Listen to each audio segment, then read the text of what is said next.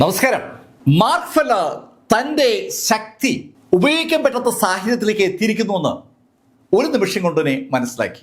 മാർക്കും ആ 4 പേരും തമ്മിൽ ലേശൊരു അകലമുണ്ട്. ആ 4 ആളുകളും മാർക്ക് നിൽക്കുന്ന ആ സ്പേസിനുള്ളിൽ മാർക്കിന്റെ ആ സ്പിരിച്വൽ എനർജി ഉപയോഗിക്കാനുള്ള ശേഷി അസാധ്യമാം വിധം റെസ്ട്രിക്ട് ചെയ്യപ്പെട്ടിരിക്കുകയാണ്.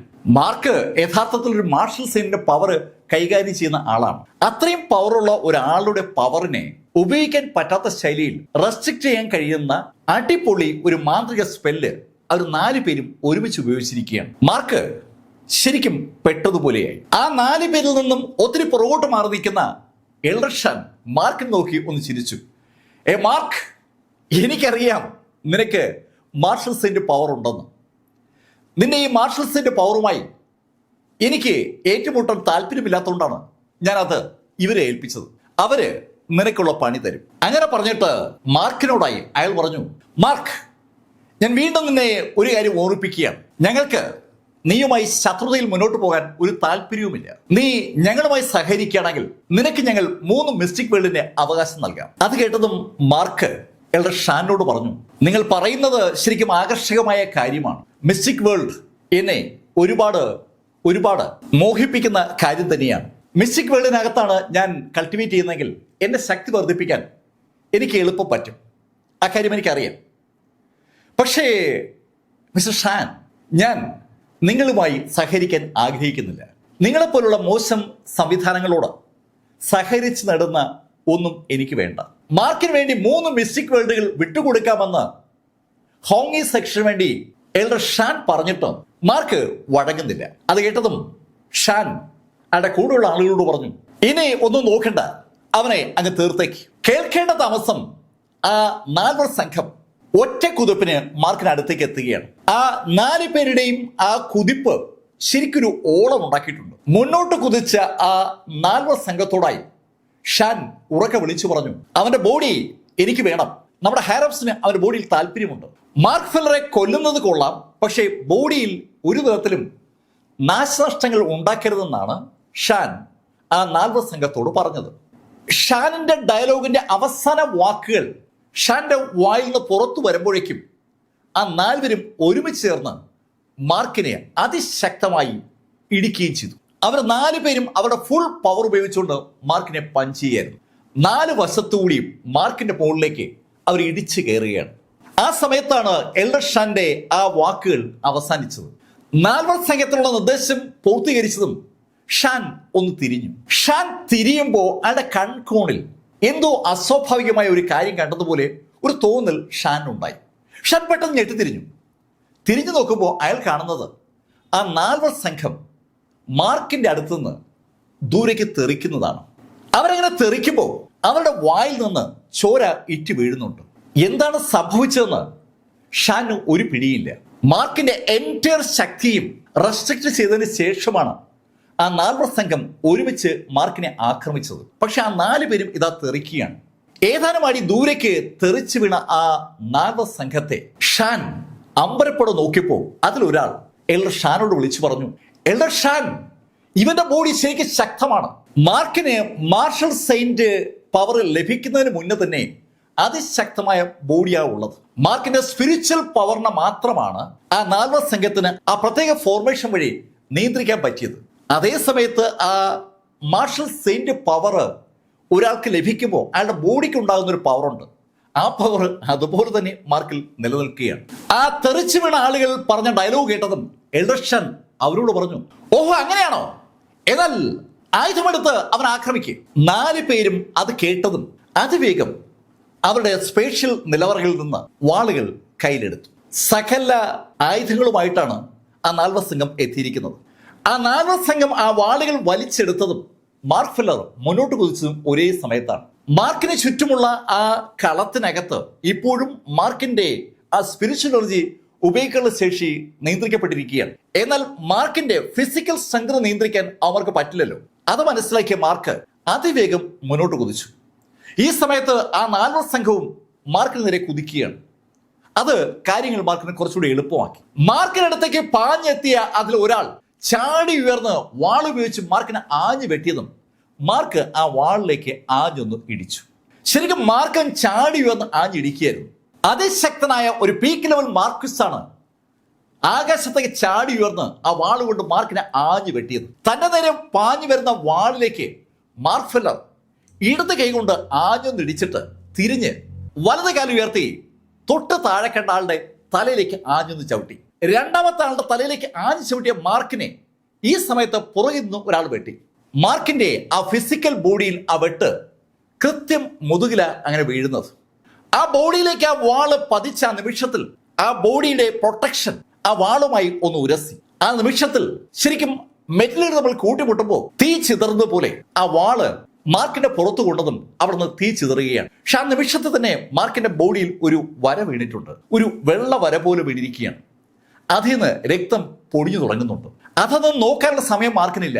മാർക്ക് താഴെ ലാൻഡ് ചെയ്യുമ്പോഴേക്കും മാർക്കിന്റെ വലത് കൈ തൊട്ട് മുന്നിൽ കാണുന്ന ആളുടെ നെഞ്ച് ലക്ഷ്യമാക്കി ആഞ്ഞൊന്ന് പതിച്ചിരുന്നു. ആ 4 സംഘം മാർക്കും തമ്മിലുള്ള ആ ഫൈറ്റ് ഏതാനും സെക്കൻഡുകളെ ഉണ്ടായിരുന്നുള്ളൂ. 4 പേരും ഒന്നിച്ച് ചാടി ഉയർന്നാണ് മാർക്കിനെ അറ്റാക്ക് ചെയ്തത്. മാർക്കും ചാടി ഉയർന്ന് തിരിച്ച് കറങ്ങി വീഴുമ്പോഴേക്കും അതിൽ ഒരാള് ശരിക്കും ദൂരേക്ക് തെറിച്ചിട്ടുണ്ട്. രണ്ടാമത്തെ ആളിന്റെ നെഞ്ച് ഉള്ളിലേക്ക് വളഞ്ഞിരിക്കുകയാണ്. മാർക്കിന്റെ ഇടി ആ നെഞ്ചി പതിച്ചതും ആ ഇടിയുടെ ശക്തിയിൽ അയാളുടെ നെഞ്ച് തകർന്ന് അകത്തേക്ക് ഒന്ന് വളഞ്ഞതാണ്. നാലാമത്തവന് മാർക്കിനെ തൊടാൻ പറ്റിയില്ല. അവൻ ചാടി ഉയർന്ന് ആഞ്ഞു വെട്ടിയപ്പോഴേക്കും മാർക്ക് മൂന്നാമത്തെ ആളെ ഇടിച്ചതിന്റെ ഫലമായി മാർക്ക് ഒന്ന് കുനിഞ്ഞിരുന്നു. മാർക്കിന്റെ തലയ്ക്ക് മുകളിലൂടെ അയാളുടെ ആ വാളിങ്ങനെ കടന്നു പോവുകയായിരുന്നു. പെട്ടെന്ന് അവിടെ ആളുടെ എണ്ണം കുറഞ്ഞു. 2 പേരെ ഇപ്പോൾ ഉള്ളൂ. ഒരാളുടെ വാള് ശരിക്കും ഓടിച്ച് ചിതറിയിരിക്കുകയാണ്. എന്താണ് സംഭവിക്കുന്നതെന്ന് ആ 2 പീക്ക് ലെവൽ മാർക്വിസുകൾക്കും ബോധം വരുമ്പോഴേക്കും മാർക്കിന്റെ കൈകൾ 2 പേരുടെയും നെഞ്ചിലേക്ക് ആഞ്ഞു കയറി. മാർക്ക് 2 പേരെ അതിശക്തമായി ഇടിക്കുമ്പോഴേക്കും മാർക്കിന്റെ കാലുകൊണ്ടുള്ള തൊഴിയേറ്റ് വീണ ആ പീക്ക് ലെവൽ മാർക്വിസ് വീണെടുത്തുനിന്ന് ചാടി എണീറ്റു. അയാൾ കാണുന്നത് അയാൾക്കൊപ്പം ഉണ്ടായിരുന്ന 3 ആളുകളും പരിക്കേറ്റ് താഴെ വീണിരിക്കുന്നതാണ്. അയാൾക്ക് പെട്ടെന്ന് ഒരു സംശയം, തിരിച്ച് ആക്രമിക്കണമോ ഓടി രക്ഷപ്പെടണോ? അയാളും മാർക്ക് ഫെല്ലറും എല്ലാം ഇപ്പോൾ ഒരു മാന്ത്രിക ബൗണ്ടറിക്കുള്ളിലാണ്. ആ ബൗണ്ടറിക്കുള്ളിൽ അവർക്കും മാർക്കിനും ഉപയോഗിക്കാൻ കഴിയുന്നത് അവരുടെ ഫിസിക്കൽ സ്ട്രെങ്ത് മാത്രമാണ്. സ്പിരിച്വൽ സ്ട്രെങ്ത് പൂർണ്ണമായും ആ കളം വഴി നിയന്ത്രിക്കപ്പെട്ടിരിക്കുകയാണ്. ആ പീക്ക് ലെവൽ മാർക്വിസിന് ഇപ്പോൾ ഒരു കാര്യം ബോധ്യമാണ്, തന്റെ ഫിസിക്കൽ സ്ട്രെങ്ത് മാർക്കിന്റെ ഫിസിക്കൽ സ്ട്രെങ്തുമായി കമ്പയർ ചെയ്യാൻ പറ്റില്ല. എന്ത് ചെയ്യണമെന്നറിയാതെ അയാൾ അന്തമിട്ട് നിൽക്കുമ്പോൾ മാർക്ക് ഫെല്ലർ താഴെ വീണ് കിടന്ന ഒരാളെ അതിശക്തമായി തൊഴിക്കുകയായിരുന്നു. മാർക്ക് ഫെല്ലറെ അറ്റാക്ക് ചെയ്യണമോ വേണ്ടയോ എന്ന് ഒരു നിമിഷം ആലോചിച്ചു പോയ ആ പീക്ക് ലെവൽ മാർക്വിസിന് എന്താണ് സംഭവിക്കുന്നത് മനസ്സിലാകും മുമ്പ് ഒരു ബോഡി അയാളുടെ മുഖത്ത് വന്നിടിച്ചു. ശരിക്കും തറയിൽ കിടന്ന ആ മാർക്വിസിനെ മാർക്ക് ഫെല്ലർ കാലുകൊണ്ട് ആഞ്ഞൊന്ന് തൊഴിക്കുകയായിരുന്നു. ആ തൊഴിയിൽ അയാൾ പറന്നുയർന്ന് മാർക്കിനെ ആക്രമിക്കണോ വേണ്ടയോ എന്ന് ആലോചിച്ച് സ്ട്രക്കായി നിന്ന ആ മാർക്വിസിനെ പുറത്തുനിന്ന് ഇടിച്ചു. ഈ സംഭവ വികാസങ്ങളൊക്കെ ആ മാന്ത്രിക വലയത്തിന് പുറത്തു നിൽക്കുന്ന എൽഡർ ഷൻ കാണുന്നുണ്ട്. എൽഡർ ഷൻ മാർക്കിനോട് പറഞ്ഞു, മാർക്ക്, നീ എത്ര പരിശ്രമിച്ചാലും നിനക്ക് ഈ ബൗണ്ടറി വിട്ട് പുറത്തു വരാൻ പറ്റില്ല. അതിശക്തമായ ഒരു വലയം മാർക്കിന് ചുറ്റും സൃഷ്ടിച്ചിരിക്കുകയാണ് ആ 4 സംഘം. ആ 4 സംഘം അതിനുവേണ്ടി ഉപയോഗിച്ച ആ ടോക്കണുകൾ ഇപ്പോഴും മാർക്കിന് ചുറ്റുമായി അങ്ങനെ കറങ്ങുന്നുണ്ട്. എൽഡർ ഷൻ പറഞ്ഞു കേട്ടതും മാർക്ക് ഫെല്ലർ അതിൽ ഒരു ടോക്കണെ ആഞ്ഞൊന്നിടിച്ചു. നേരത്തെ സംഭവിച്ചതിന് അവിടെ വീണ്ടും സംഭവിക്കുകയാണ്. മാർക്കിന്റെ കൈ ആ ടോക്കണകത്തൂടെ കടന്നുപോയി. ആ കാഴ്ച കണ്ടതും എൽഡർ ഷൻ ഒന്ന് പൊട്ടിച്ചിരിച്ചു. മാർക്ക്, ആ ടോക്കണുകൾ ഇപ്പോ നിന്റെ ബോഡിയുമായി ബന്ധിക്കപ്പെട്ടിരിക്കുകയാണ്. ഇനി നിനക്ക് ഒന്നും ചെയ്യാൻ പറ്റില്ല.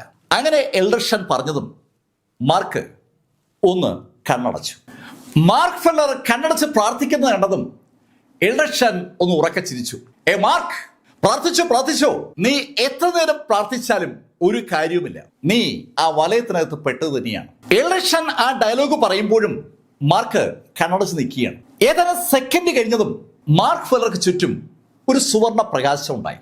ആ സുവർണ പ്രകാശം പെട്ടെന്ന് മാർക്കിന്റെ ബോഡിയിൽ നിന്ന് നേരെ ആകാശത്തേക്ക് കുതിച്ചു. ശരിക്കും ഒരു റോക്കറ്റ് പറന്നു പോകും പോലെ മാർക്കിന്റെ ബോഡിയിൽ നിന്ന് ആ പ്രകാശം മുകളിലേക്ക് കുതിച്ചതും മാർക്കിന് ചുറ്റുമുണ്ടായിരുന്ന ആ ബൗണ്ടറി അൺബിലീവബിൾ ആയ വേഗതയിൽ അങ്ങ് തകർന്ന് തരിപ്പണമായി. മാർക്കിന് ചുറ്റും കറങ്ങിക്കൊണ്ടിരുന്ന ആ 4 ടോക്കണുകളും ചിതറിത്തെറിക്കുന്നത് വല്ലാത്തൊരു അമ്പരപ്പോടു കൂടിയാണ് എൽഡർ ഷൻ കണ്ടത്. ഹോങ്ങി സെക്ഷൻ ജിങ്ദു മാർഷൽ ആർട്സ് അസോസിയേഷനേക്കാൾ മുന്നേ ഉണ്ടായ സംഘടനയാണ്. അവരുടെ കയ്യിൽ അമൂല്യങ്ങളായ അനവധി സ്പെല്ലുകളുണ്ട്. ആ സ്പെല്ലുകളിൽ ഒന്നാണ് മാർക്കിനെ പൂട്ടാനായി അവർ ഉപയോഗിച്ചത്. മാർക്കിന് മാർഷൽ സെയിന്റ് പവർ ഉണ്ടെന്നുള്ള കാര്യം അറിഞ്ഞിട്ട് തന്നെയാണ് അവർ എത്തിയത്. ആ സ്പെല്ല് ഉപയോഗിച്ച് തഴക്കവും പഴക്കവുമുള്ള ആ 4 സംഘത്തെ ഒപ്പം കൂട്ടിയതും അതുകൊണ്ടാണ്. ആ 4 സംഘം മാർക്കിന് ചുറ്റും സൃഷ്ടിച്ച ആ കളം ഇതാ തകർന്ന് തരിപ്പണമായിരിക്കുകയാണ്. ഈ നിമിഷത്തിൽ മാർക്ക് ഫെല്ലർ ഒരു വല്ലാത്ത കാഴ്ചയാണ്. മാർക്കിന്റെ ബോഡിയിൽ നിന്ന് ആകാശത്തേക്ക് ഉയർന്ന ആ സുവർണ പ്രകാശം ഇപ്പോ നമ്മൾ അമ്പരപ്പിക്കുന്ന ഒരു കാഴ്ച കാണിക്കുകയാണ്. ആകാശത്ത് നിന്ന് താഴേക്ക് സുവർണ പ്രകാശം വീഴും പോലെയാണ് നമുക്ക് തോന്നുക. സുവർണ പ്രകാശം മാർക്കിന്റെ തലയിൽ വീണ് ആ പ്രകാശം മാർക്കിന്റെ ബോഡിയിലൂടെ തറയിലെത്തിയിരിക്കുകയാണ്. പൂർണ്ണമായും ഒരു സുവർണ പ്രകാശത്തിൽ മാർക്ക് ഫെല്ലർ അങ്ങനെ കുളിച്ചു നിൽക്കുകയാണ്. മാർക്ക് ആ സ്ക്രിപ്ചർ പൗലിയിൽ വെച്ച് പഠിച്ചെടുത്ത വജ്ര ഫിസിക്കൽ ബോഡി ടെക്നിക്കാണ് മാർക്ക് ഇവിടെ ആക്ടിവേറ്റ് ചെയ്തത്. വജ്ര ഫിസിക്കൽ ബോഡി ടെക്നിക്കിന് വല്ലാത്തൊരു ഡിഫൻസ് മെക്കാനിസം ഉണ്ട്. ആ ബോഡിയെ സാധാരണഗതിയിലുള്ള ഒരു കളങ്ങൾക്കും തളയ്ക്കാൻ പറ്റത്തില്ല. ആ കളങ്ങളെ തകർക്കാനുള്ള കപ്പാസിറ്റി ആ ഡിഫൻസ് മെക്കാനിസത്തിനുണ്ട്. ദുർബലമായ സ്ഥലം ഐഡന്റിഫൈ ചെയ്ത് അവിടേക്ക് ഒരു അറ്റാക്ക് നടത്തും. ഇവിടെയും സംഭവിച്ച അതാണ്. മാർക്കിന് ചുറ്റുമുണ്ടായ കളത്തിന്റെ ഏറ്റവും ദുർബലമായ സ്ഥലം മാർക്കിന്റെ തലയ്ക്ക് മുകളിലുള്ള ഭാഗമായിരുന്നു. ആ ഭാഗത്തേക്കാണ് ആ സുവർണ പ്രകാശം ഒന്ന് ഇടിച്ചു കയറിയത്. ആ നിമിഷത്തിൽ ആ കളം തകരുകയായിരുന്നു. മാർക്ക് ഫെല്ലർ ആ കളം തകർത്തതും എൽഡർഷന്റെ മുഖമൊന്ന് വർണ്ണമായി. പക്ഷെ അത് ഒരു നിമിഷത്തേക്കേ ഉണ്ടായിരുന്നുള്ളൂ. അടുത്ത നിമിഷത്തിൽ അയാൾ കൈയൊന്ന് ഉയർത്തിയതും അയാളുടെ കയ്യിൽ പകുതി ഭാഗം മുറിഞ്ഞ ഒരു വാള് പ്രത്യക്ഷപ്പെട്ടു. ഒരു ബ്രോക്കൺ സോഡ്, 2 ഭാഗവും മൂർച്ചയുള്ള ഒരു വാള്. ആ വാള് അയാളുടെ കയ്യിൽ പ്രത്യക്ഷപ്പെട്ടതും ആ വാളിന് ചുറ്റുമായി ഒരു വല്ലാത്ത പ്രകാശം ഉണ്ടാവുകയാണ്. ശരിക്കും നല്ല തിളക്കമുള്ള ഒരു പ്രകാശം. ആ പ്രകാശം കണ്ടതും മാർക്ക് എൽഡർഷാനോട് ചോദിച്ചു, ഏയ് എൽഡർഷാൻ, മാർഷൽ സെയിന്റ് വെപ്പണുമായിട്ടാണ് നിങ്ങൾ ഇറങ്ങിയിരിക്കുന്നത്? മാർക്ക്, നിനക്ക് മാർഷൽ സെയിന്റ് പവർ ഉണ്ടെന്ന് എനിക്കറിയാം. അതുകൊണ്ട് ഞാനും ഒന്ന് പ്രിപ്പയർഡായി. ഇത് സാധാരണ മാർഷൽ സെയിന്റ് വെപ്പണൊന്നുമല്ല. ഇത് ഞങ്ങളുടെ ഹോങ്ങി സെക്ഷന്റെ ശക്തമായ വെപ്പണാണ്. ജിങ്ഡു മാർഷൽസ് അസോസിയേഷനകത്ത് ഒരുപാട് മാർഷൽ സെയിന്റ് വെപ്പണുകളുണ്ട്. അതൊന്നുമല്ല ഈ വെപ്പണെന്നാണ് ഹോങ്ങി സെക്ഷന്റെ ആ ഹാഫ് സ്റ്റെപ്പ് മാർഷൽ സെയിന്റ് കൂടിയായ എൽഡർഷാൻ മാർക്കിനോട് പറഞ്ഞത്. എൽഡർഷാൻ അത്രയും പറഞ്ഞതിന് ശേഷം ആ വാള് ഒന്ന് ഉയർത്തി മുന്നോട്ട് ചാടി ആഞ്ഞുരൊറ്റ വെട്ട്. ആ വാള് കൊണ്ട് മാർക്കിനെ ആഞ്ഞു വെട്ടുമ്പോൾ ആ വാളുമായി ബന്ധപ്പെട്ട് ഒരു വലിയ പ്രകാശം തന്നെ ഉണ്ടായി, ഒരു സോഡ് ലൈറ്റ്. ആ ലൈറ്റ് മാർക്കിന് നേരെ അങ്ങനെ പാഞ്ഞു വരികയാണ്. മാർക്കിന് നേരെ ആ ലൈറ്റ് പാഞ്ഞു വന്നതും മാർക്ക് കൈ ഉയർത്തി ആഞ്ഞൊരൊറ്റ ഇടി. മാർക്ക് ആ നിമിഷത്തിലും ആ വജ്ര ടെക്നിക്കലാണ് നിൽക്കുന്നത്. വജ്ര ഫിസിക് ബോഡി എന്ന് പറഞ്ഞാൽ ശരിക്കും നല്ല പവർഫുള്ളായ ബോഡിയാണ്. ആ ബോഡിയുടെ ശക്തി ഉപയോഗിച്ചുകൊണ്ട് മാർക്ക് ഫെല്ലർ തിരിച്ച് ആഞ്ഞിടിച്ചതും മാർക്കിന്റെ ആ കയ്യിൽ നിന്ന് ഒരു പ്രകാശം മാർക്കിനെതിരെ പാഞ്ഞു വരുന്ന ആ വാളിന്റെ പ്രകാശവുമായി ഒന്ന് കൂട്ടിമുട്ടി. ശരിക്കും ആ 2 പ്രകാശങ്ങൾ കൂട്ടിമുട്ടിയതും അവിടെ വൻ ശബ്ദവും പ്രകാശത്തിന്റെ ഒരു വിസ്ഫോടനവും ഉണ്ടായെന്ന് പറയാം. ഒരു ബോംബ് പൊട്ടുമ്പോൾ ഉണ്ടാകുന്ന പ്രകാശം പോലെ ആ ഭാഗം മുഴുവൻ പ്രകാശത്തെ കുളിക്കുകയാണ്. പക്ഷെ ആ നിമിഷത്തിൽ തന്നെ എൽഡർഷാന് ഒരു കാര്യം മനസ്സിലായി. അയാളുടെ ആ സോഡ് ലൈറ്റിനെ മാർക്കിന്റെ ആ പഞ്ച് തകർത്തിരിക്കുകയാണ്. തന്റെ സോഡ് ലൈറ്റിനെ മാർക്ക് ഫെല്ലറുടെ ആ പഞ്ച് തകർത്തു എന്ന് കണ്ടതും എൽഡർഷാൻ മാർക്കിനോട് പറഞ്ഞു, മാർക്ക്, ഇനി നിനക്ക് രക്ഷയില്ല. അയാളുടെ ആ സോഡ് ലൈറ്റിനെ മാർക്ക് തകർത്തിട്ട് പോലും അയാളുടെ ആത്മവിശ്വാസത്തിന് ഒരു കുറവുമില്ല.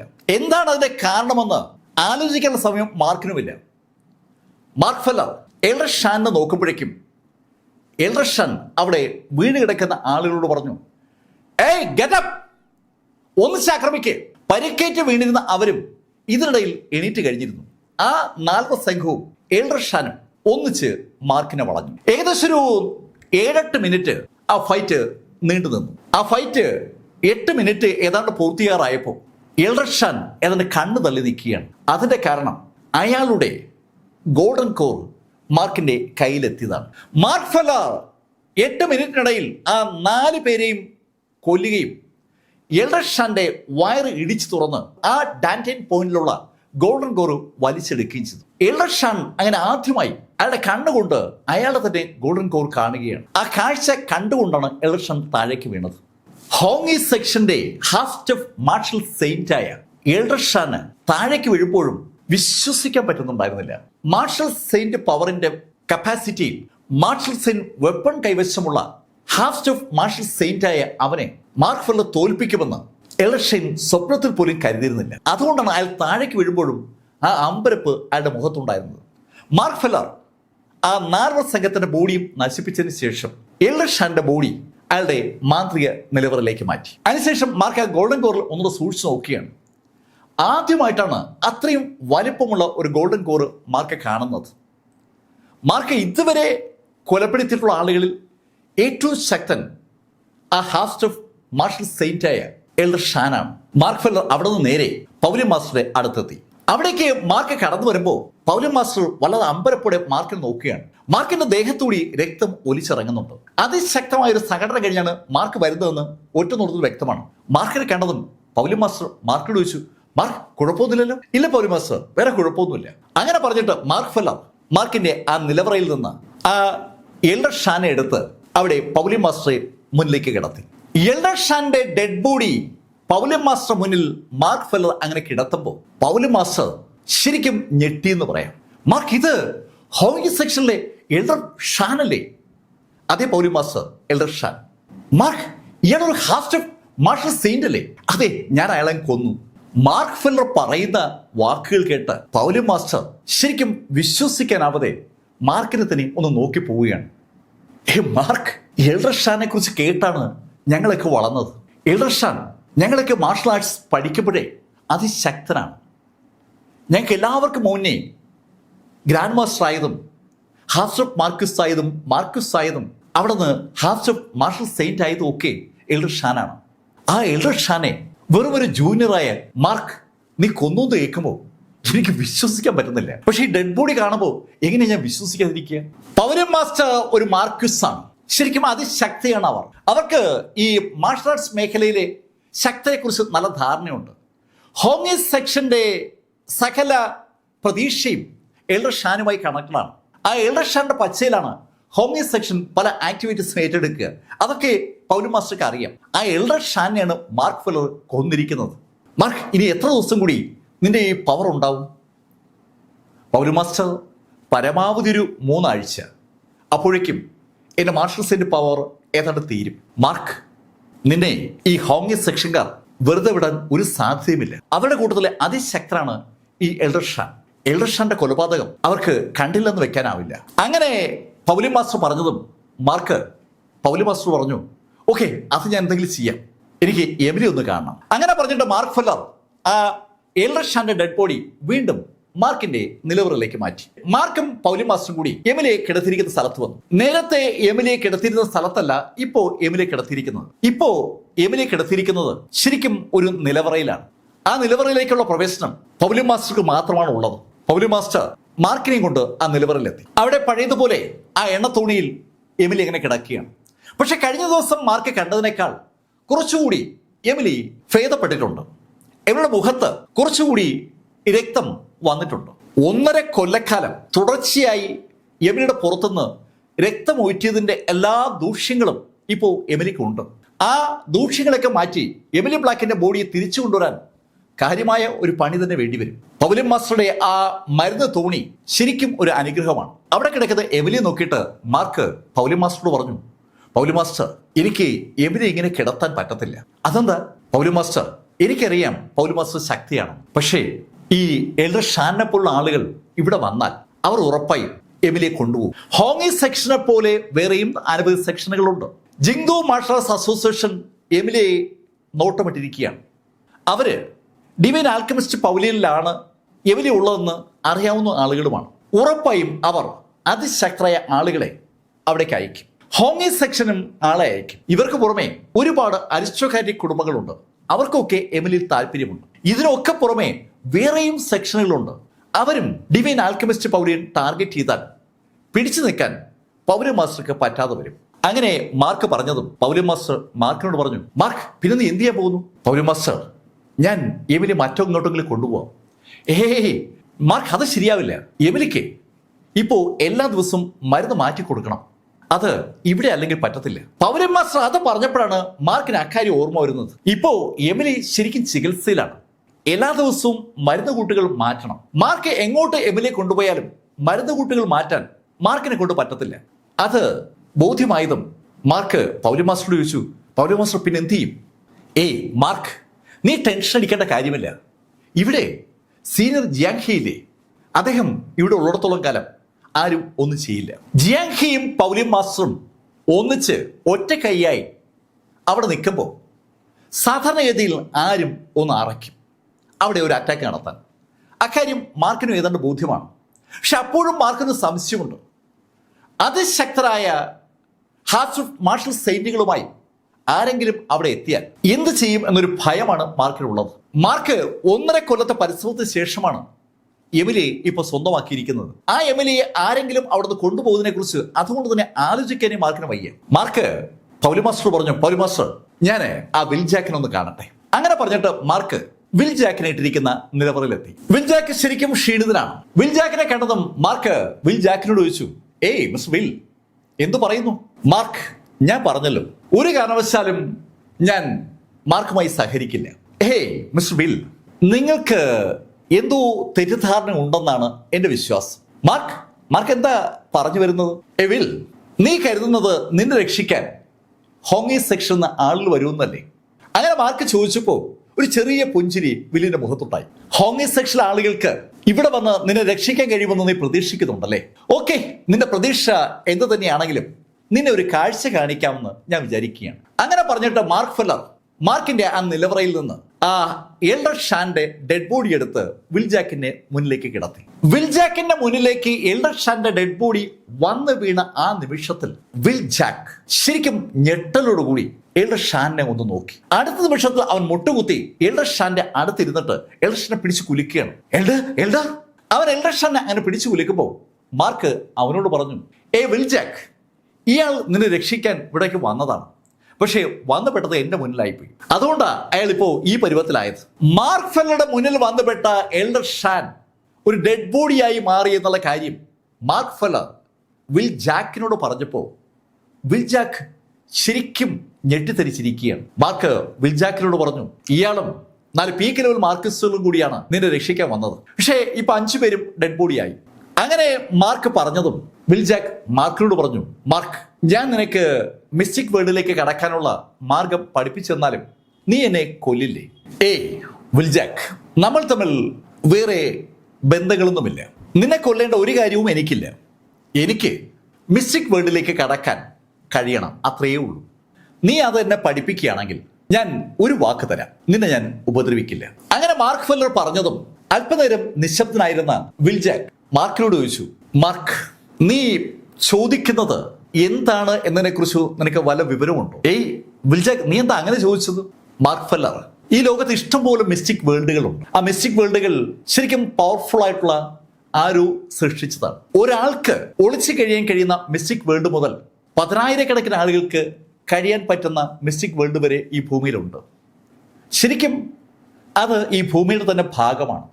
പക്ഷെ ആ ഭാഗം ആരോ ചില രഹസ്യ സംവിധാനങ്ങൾ ഉപയോഗിച്ച് മറ്റുള്ളവരുടെ ദൃഷ്ടിയിൽ നിന്ന് മറച്ചു പിടിച്ചിരിക്കുന്നു എന്ന് മാത്രം. നീ കയറിയ ജിങ്ദു മാർഷൽസ് അസോസിയേഷന്റെ ആ മിസ്റ്റിക് വേൾഡും അങ്ങനെയുള്ള ഒന്നാണ്. അതൊരു വലിയ മിസ്റ്റിക് വേൾഡാണ്. ആ മിസ്റ്റിക് വേൾഡിന്റെ ഒരു വശം നീ ശ്രദ്ധിച്ചിട്ടുണ്ടെങ്കിൽ എന്താണെന്ന് മനസ്സിലാക്കിയിട്ടുണ്ടാവും. വിൽ ജാക്ക്, നീ എന്താ പറയുന്നത്? മാർക്ക്, ആ മിസ്റ്റിക് വേൾഡിന്റെ മറുഭാഗം ജിങ്ദു മലനിരകളാണ്. ജിങ്ദു മലനിരയിൽ വെച്ചാണ് മാർക്ക് ഫെല്ലറും ബ്ലാക്കും കൂടി ഏറ്റുമുട്ടിയത്.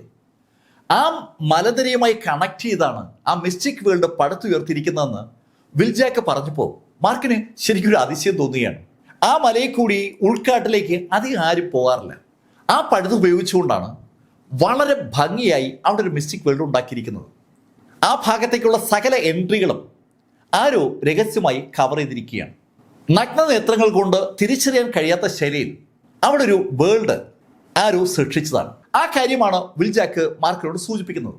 മാർക്ക്, അതുപോലെയുള്ള വലിയ മിസ്റ്റിക് വേൾഡുകൾ മുതൽ ഞാൻ നേരത്തെ സൂചിപ്പിച്ച ഒരാൾക്ക് മാത്രം കഴിയാവുന്ന മിസ്റ്റിക് വേൾഡ് വരെയുണ്ട്. അങ്ങനെയുള്ള വേൾഡുകൾ എണ്ണിയാൽ ലക്ഷത്തിന് പുറത്തു വരും. ഈ ഓരോ മിസ്റ്റിക് വേൾഡിലേക്കുമുള്ള എൻട്രി ഒരു പ്രത്യേക കോഡ് വഴി നിയന്ത്രിക്കപ്പെട്ടിരിക്കുന്നതാണ്. മിസ്റ്റിക് വേൾഡ് സൃഷ്ടിക്കുന്ന ആൾ തന്നെ ഒരു കോഡ് ഉണ്ടാക്കും. ആ കോഡ് ശരിക്കും ഒരു ഡിവൈൻ സീക്രട്ടുമായി കണക്റ്റഡ് ആണ്. വിൽ ജാക്ക്, നീ പറഞ്ഞു വരുന്നത്? മാർക്ക്, ശരിക്കും ഡിവൈൻ സെൻസ് നന്നായി ഉപയോഗിക്കാൻ അറിയുന്ന ഒരാൾക്ക് മിസ്റ്റിക് വേൾഡ് ഉള്ള സ്ഥലത്തേക്ക് എത്താൻ പറ്റും. വിൽ ജാക്ക് അത് പറഞ്ഞപ്പോൾ മാർക്കിന് ശരിക്കും അത് സ്ട്രൈക്ക് ചെയ്തു. മാർക്ക് ഇതിനു മുമ്പേ അങ്ങനെ മിസ്റ്റിക് വേൾഡിന് സമീപം എത്തിയ ആളാണ്. ഹോങ്ങി സെക്ഷന്റെ മിസ്റ്റിക് വേൾഡിലേക്കും മാർക്ക് ആ മാർക്കറ്റിലൂടെ സു ക്യുനൊപ്പം നടന്നെത്തിയത് മാർക്കിന്റെ ഓർമ്മയിലുണ്ട്. അതുപോലെ തന്നെയാണ് ഒരു ദിവസം രാത്രി മാർക്ക് ഫെല്ലർ ജിങ്ദു മാർഷൽ ആർട്സ് അക്കാഡമിക്കകത്ത് നടന്ന് ഒരു സ്ഥലത്തെത്തിയിരുന്നു. അവിടെ വെച്ച് ഗ്രാനി ക്വിൻ മാർക്കിനെ തടുക്കുകയായിരുന്നു. ആ ഭാഗത്ത് മിസ്റ്റിക് വേൾഡ് ഉണ്ടോ ഇല്ലയെന്ന് മാർക്കിന് അറിയത്തില്ല. പക്ഷെ മാർക്ക് ഒരു റേസിനെ ഫോളോ ചെയ്താണ് അവിടെ എത്തിയത്. അതുപോലെ തന്നെയാണ് ആ 10,000 ഇയർ ഓൾഡ് ചെടി ഭൂമിയിൽ പൊങ്ങി വന്നപ്പോൾ ആ സ്ഥലം മാർക്ക് ഐഡന്റിഫൈ ചെയ്തതും ഒരു ഊർജ സോഴ്സിനെ ഫോളോ ചെയ്താണ്. നമുക്ക് ചുറ്റുമുള്ള ഊർജ സോഴ്സുകളിൽ നിന്ന് നമുക്ക് ആവശ്യമുള്ള ഊർജ സോഴ്സ് കണ്ടുപിടിക്കുന്ന ടെക്നോളജി അത് മാർക്ക് പഠിച്ചെടുത്തിട്ടുണ്ട്, അല്ലെങ്കിൽ ആ കഴിവിപ്പോൾ മാർക്കിനുണ്ട്. അങ്ങനെയാണ് മിസ്റ്റിക് വേൾഡിന്റെ മാത്ര ഊർജത്തെ ഫോളോ ചെയ്ത് മാർക്ക് ഈ 2 സ്ഥലങ്ങളിലും എത്തിയത്. എന്നാൽ ഗ്രാനി ക്വിൻ മാർക്കിനെ ജിങ്ദു മാർഷൽ ആർട്സ് അസോസിയേഷൻ വഴിയാണ് മിസ്റ്റിക് വേൾഡിൽ എത്തിച്ചത്. മാർക്ക് അക്കാഡമി വഴി എത്തിയ മിസ്റ്റിക് വേൾഡും ജിങ്ദു മാർഷൽ ആർട്സ് അസോസിയേഷൻ വഴി ഗ്രാനി ക്വിനൊപ്പം എത്തിയ മിസ്റ്റിക് വേൾഡും ഒന്നാണോ എന്നുള്ള കാര്യം മാർക്കിന് അറിയത്തില്ല. ഈ സംഭവങ്ങളൊക്കെ വിൽജാക്ക് പറഞ്ഞപ്പോൾ മാർക്കിന്റെ മനസ്സിലേക്ക് വരുന്നുണ്ട്. ഊർജ സോഴ്സിനെ ഫോളോ ചെയ്യാൻ കഴിയുന്ന ആൾക്ക് മിസ്റ്റിക് വേൾഡിന്റെ അടുത്തെത്താൻ പറ്റും. അടുത്തെത്തിക്കഴിഞ്ഞാൽ അവിടെ വാതിൽ എവിടെയാണെന്ന് കണ്ടുപിടിക്കാനുള്ള ഒരു ടെക്നോളജി ഉണ്ട്. ആ ടെക്നോളജി പഠിച്ചു കഴിഞ്ഞാൽ കയ്യിൽ ഒരു സീക്രട്ട് കോഡ് ഉണ്ടെങ്കിൽ ആ കോഡ് ഉപയോഗിച്ച് ആ വാതിൽ തുറക്കാം. ഇത്രയും കാര്യങ്ങളാണ് വിൽജാക്ക് മാർക്കിനോട് പറഞ്ഞത്. വിൽജാക്ക് അത്രയും കാര്യങ്ങൾ പറഞ്ഞതും മാർക്ക് വിൽജാക്കിനോട് ചോദിച്ചു, അങ്ങനെ എത്ര കോഡ് ഉണ്ടാവും? മാർക്ക് 1,80,000 സീക്രട്ട് കോഡുകൾ ഉണ്ടെന്നാണ് എന്റെ ഗുരുനാഥൻ എന്നോട് പറഞ്ഞത്. മാർഷൽ സെയിന്റുകൾ ഈ ഭൂമിയിൽ നിന്ന് അപ്രത്യക്ഷമാകുന്നതിന് മുന്നെയാണ് ഈ മിസ്റ്റിക് വേൾഡുകളെല്ലാം ഉണ്ടാക്കിയെടുക്കുന്നത്. മാർഷൽ സെയിന്റുകൾ ഇനി ഭൂമിയിൽ ഉണ്ടാകാൻ പാടില്ല എന്ന് ഗാർഡിയൻ ഒരു ഓർഡർ ഇറക്കിയപ്പോൾ ഓട്ടോമാറ്റിക്കായിട്ട് സകല മാർഷൽ സെയിന്റുകളും അന്നുണ്ടായിരുന്ന ആ മിസ്റ്റിക് വേൾഡുകളുടെ അകത്തേക്ക് അങ്ങ് ഒതുങ്ങിയായിരുന്നു. മാർക്കിന് ഇപ്പോൾ കഥ ഏകദേശം മനസ്സിലാവുന്നുണ്ട്. അതുകൊണ്ടാണ് ഇത്രയേറെ മിസ്റ്റിക് വേൾഡുകൾ ലോകത്തുണ്ടായിരിക്കുന്നത്. വിൽജാക്ക് 1,80,000 മിസ്റ്റിക് വേൾഡുകൾ ഉണ്ടെന്ന് പറഞ്ഞപ്പോൾ മാർക്ക് വിൽജാക്കിനോട് ചോദിച്ചു, വിൽജാക്ക്, ഈ 1,80,000 മിസ്റ്റിക് വേൾഡുകളിലേക്കും കടക്കാനുള്ള മാർക്ക് നിങ്ങൾക്ക് അറിയാവോ? മാർക്ക്, നീ എന്നെ കുറിച്ച് എന്താ ധരിച്ചിരിക്കുന്നത്? എനിക്കറിയത്തില്ല. എന്നെ കൊണ്ടാകെ 3,600 എണ്ണത്തിൽ കയറാനേ പറ്റൂ. അത്രയും എണ്ണത്തിൽ കയറാനുള്ള മാർഗങ്ങൾ മാത്രമേ ഞാൻ പഠിച്ചെടുത്തിട്ടുള്ളൂ. വെറും 3,600 എന്ന് നിങ്ങൾക്ക് അറിയോ? വിൽജാക്ക് പറഞ്ഞത് കേട്ടതും മാർക്ക് അറിയാതെ ചോദിച്ചു പോയത് അങ്ങനെയാണ്. മാർക്ക്, എന്ത് ചോദ്യമായി നീ ചോദിക്കുന്നത്? ഈ 3,600 സീക്രട്ട് കോഡുകൾ പഠിക്കാൻ ഞാൻ മാറ്റിവെച്ചത് എൻ്റെ ജീവിതത്തിലെ 30 കൊല്ലങ്ങളാണ്. വിൽജാക്ക് ശരിക്കൊരു സൂപ്പർ പൂട്ടുതുറപ്പനാണെന്ന് ആളുകൾ പറയുന്നത് വെറുതെയല്ല. അയാളുടെ ജീവിതത്തിലെ 30 കൊല്ലങ്ങളാണ് പൂട്ട് തുറക്കാൻ വേണ്ടി മാത്രം അയാൾ മാറ്റിവെച്ചത്.